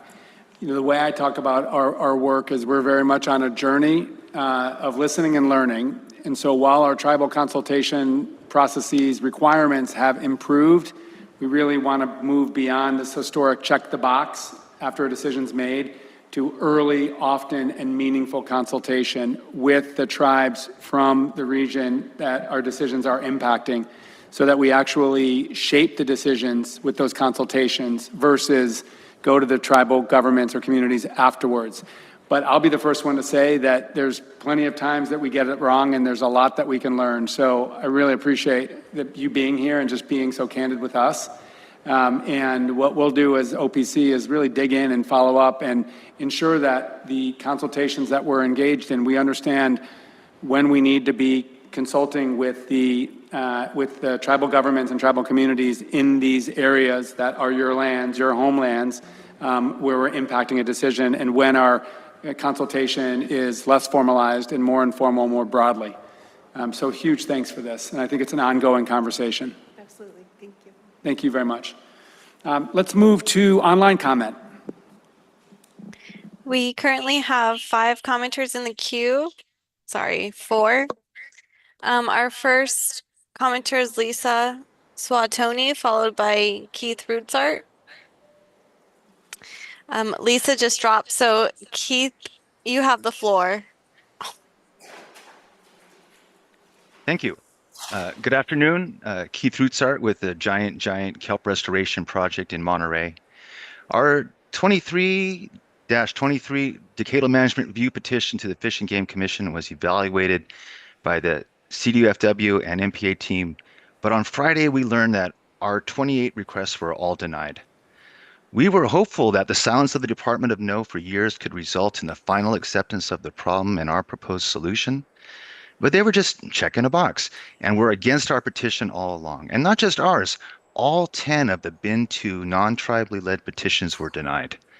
It is not fair to ask the public to spend their unpaid time and energy writing thoughtful petitions, asking them to negotiate with opponents, but rejecting them after 2.5 years for reasons that avoid science and adaptive management, and rebrand our MPAs, our best places on the California coast, as a suicide pact. The goal of the MLPA was to conserve biodiversity. Restoration is an allowable activity in MPAs, but CDFW is still against a permitting pathway for restoration in MPAs. The Kelp Restoration Management Plan will not have a public draft available until next year, and implementation is postponed until sometime in 2028. Concerned Californians that love the ocean are disincentivized to participate in ocean conservation. OPC will be performing evaluations of the individual petitions. To reach OPC's stated goal of at least 2,000 acres of kelp restoration, we are asking you to consider supporting our kelp restoration project per what you approved today, OST's Science Guidance for Coastal and Ocean Restoration in California into a Changing Future, before the kelp disappears completely and the KRMP further removes incentives. Thank you. Thank you very much. Our next speaker is Lisa Swatoni, followed by Merritt McCrae. Lisa, you have the floor. Thank you. Director Eckerly, Secretary Crowfoot, members of the board, thank you for the opportunity to make a public comment. My name is Lisa Swatoni, and I'm the Deputy Director of the Ocean Division at the Natural Resources Defense Council. We would like to express our continued support for the adaptive management process of the MPA network and share our concerns about the Department of Fish and Wildlife's recommendations issued last week on a group of BIN 2 petitions. DF&W's recommendations appear to signal a preference to take no action to strengthen the MPA network during the adaptive management process. We believe that that would be a risky outcome, given the rising pressures from climate change and the ever-expanding usage of our coastal waters, including, for example, expanding aquaculture and the development of offshore wind. The adaptive management process is a once-in-a-decade opportunity to ensure that the network is working as mandated and to bolster it to the coming changes. We would also like to thank the Ocean Protection Council for your strong letter to the Fish and Game Commission, articulating your central role in the management of the MPA network and the importance of seriously considering petitions that aim to strengthen the network. It seems clear that it will be important for OPC to continue to clarify the policy direction for this adaptive management process, particularly in light of the governor's and state legislatures' commitment to conserving 30% of nature by 2030. As you point out, California's MPA network serves as a foundation to achieve the state's 30 by 30 law. Thank you again for your continued leadership. Thank you. Our next speaker is Merritt McCray, followed by Leslie Alder Ivanbrook. Merritt, you have the floor. Good afternoon, Secretary Crowfoot, Council, and staff. I'm Merritt McCray, representing the Sport Fishing Association of California. We count roughly 170 charter boats from Eureka to San Diego in our membership. Our fleet provides the primary way members of California's underserved communities are able to have personal access to California's rich marine resources beyond the surf line, from tours to whale watches, and especially for fishing. We feel natural marine sanctuary waters within state waters should count towards meeting our goal of at least 30% of state marine waters being durably protected for biodiversity and public access. These are your objectives for 30 by 30, durable protections for biodiversity and public access. In supporting the development of the Decadal Management Review, the team of scientists conducting California's MPA monitoring efforts provided you and the CDF&W with a comprehensive summary of their results. They found, quote, fish biomass in 2019-2020 tended to be greater in MPAs relative to outside of MPAs for targeted species across different monitored habitats for all regions except Northern California. However, only in the South Coast region was the MPA effect significant, with this region driving a significant positive statewide effect of MPAs, unquote. And, quotes, our results demonstrate that MPAs, that's California's network, have positive effects on targeted species biomass and not on overall fish diversity, unquote. They also found, quote, there was no overarching effect of MPAs in mitigating climate change. This was in the, that's unquote. This was in the context of the impacts of the marine heat wave in 2014-2016's drastic impacts, but not for recovery rates from those which had not yet been seen.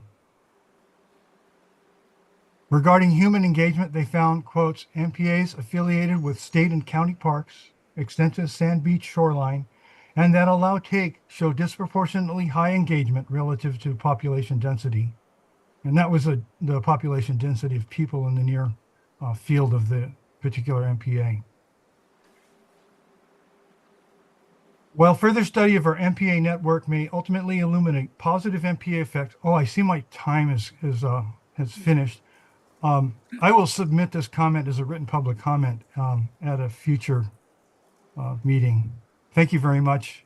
We do support considering the overlap of state waters and National Marine Sanctuary waters for consideration as meeting 30 by 30. Hey, thank you very much. And for you and anyone else that wants to submit your public comment to the OPC, I might just ask an OPC staff before public comment is done, I just be able to verbalize where you can send it, because it'll be important to hear the rest of your comment. I appreciate that. Let's go to the next public comment while we're identifying that email address. Our next speaker is Leslie, followed by Steph Wald. Leslie, you have the floor. Hi, thank you. Can you hear me? Yes. Great. Hi, yes, I'm Leslie Adler-Ivanbrook, Program Director with Environmental Action Committee of West Marin. I would like to echo the disappointment on the recently released Department of Fish and Wildlife MPA petition evaluations. While we appreciate the balanced approach that the department took related to Duxbury Reef in Marin County, we're concerned about the disregard for over a decade of community science MPA Watch data in the evaluation.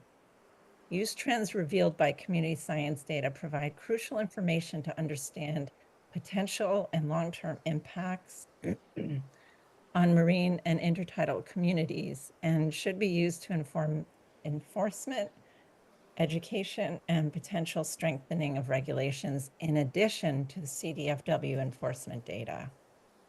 We're also disappointed that the department evaluation recommends denying virtually all petitions statewide, except to grant in concept the Duxbury Reef SMCA requested boundary expansions. Statewide, that's a change of less than 0.1% of additional protections. The recommendations taken as a whole do not seem to align with the idea of adaptive management, especially in light of the many threats facing ocean health, including from climate impacts. So we thank the council for their plan to provide additional input on the MPA petition statewide and for prioritizing opportunities to strengthen the performance and durability of the network, including opportunities to build ecosystem resilience and support tribal stewardship and co-management. The MPA petition process is a huge opportunity for advancing ocean health and the 30 by 30 conservation goal. 2030 is fast approaching, and California is only at about 22% of coastal waters conserved. The petition process is an opportunity to make real progress towards this goal, one that the Duxbury petition would contribute to. So we look forward to the council's recommendations on the MPA petitions and encourage the council to review recent information submitted for our petition, including last November's proposed amendment. Thank you. Thank you. Our final speaker is Steph Wald. Steph, you have the floor.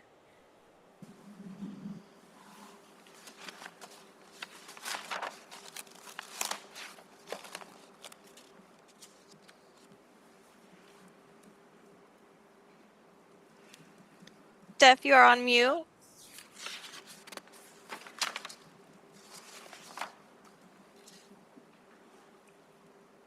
While we're waiting for Steph to hopefully come off mute, I want to ask our colleague Jen Eckerly to identify that email address that those who joined, including the speaker who couldn't finish his comments, can send their comments to. Thank you, Chair. Our email for any written comments to the council is copcpublic@resources.ca.gov. One more time. copcpublic@resources.ca.gov. Great. And that's also on the OPC website if you search providing public comment. Do we have a chance to hear our last public commenter? Can you hear me now?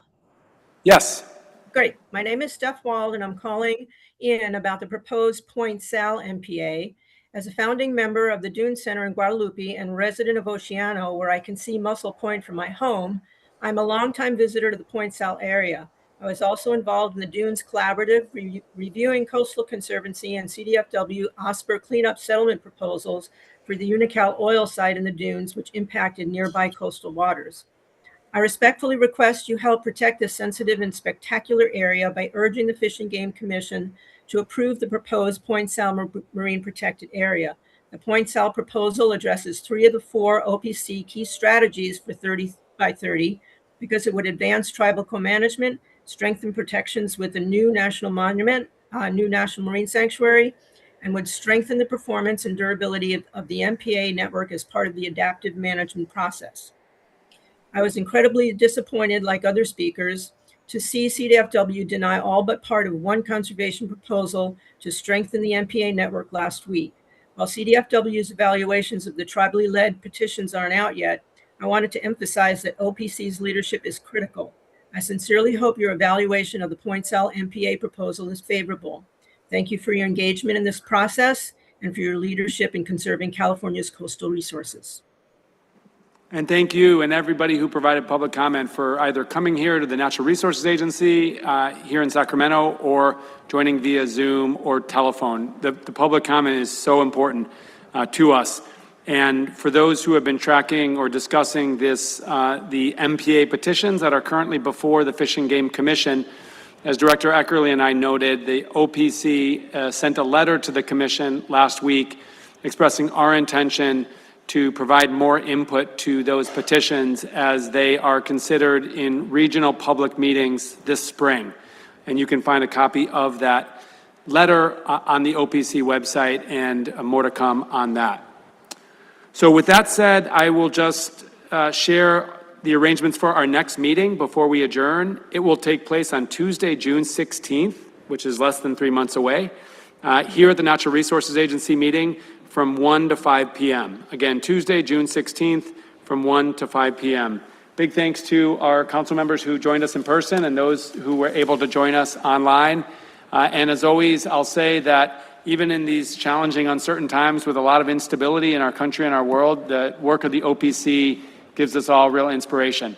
And the people who do the work, generally speaking, no disrespect to our council members, myself included, are the staff. So huge thanks for all that you do. It's remarkable how much progress we get to chart each meeting. So just we're very appreciative, and it's being seen far beyond California.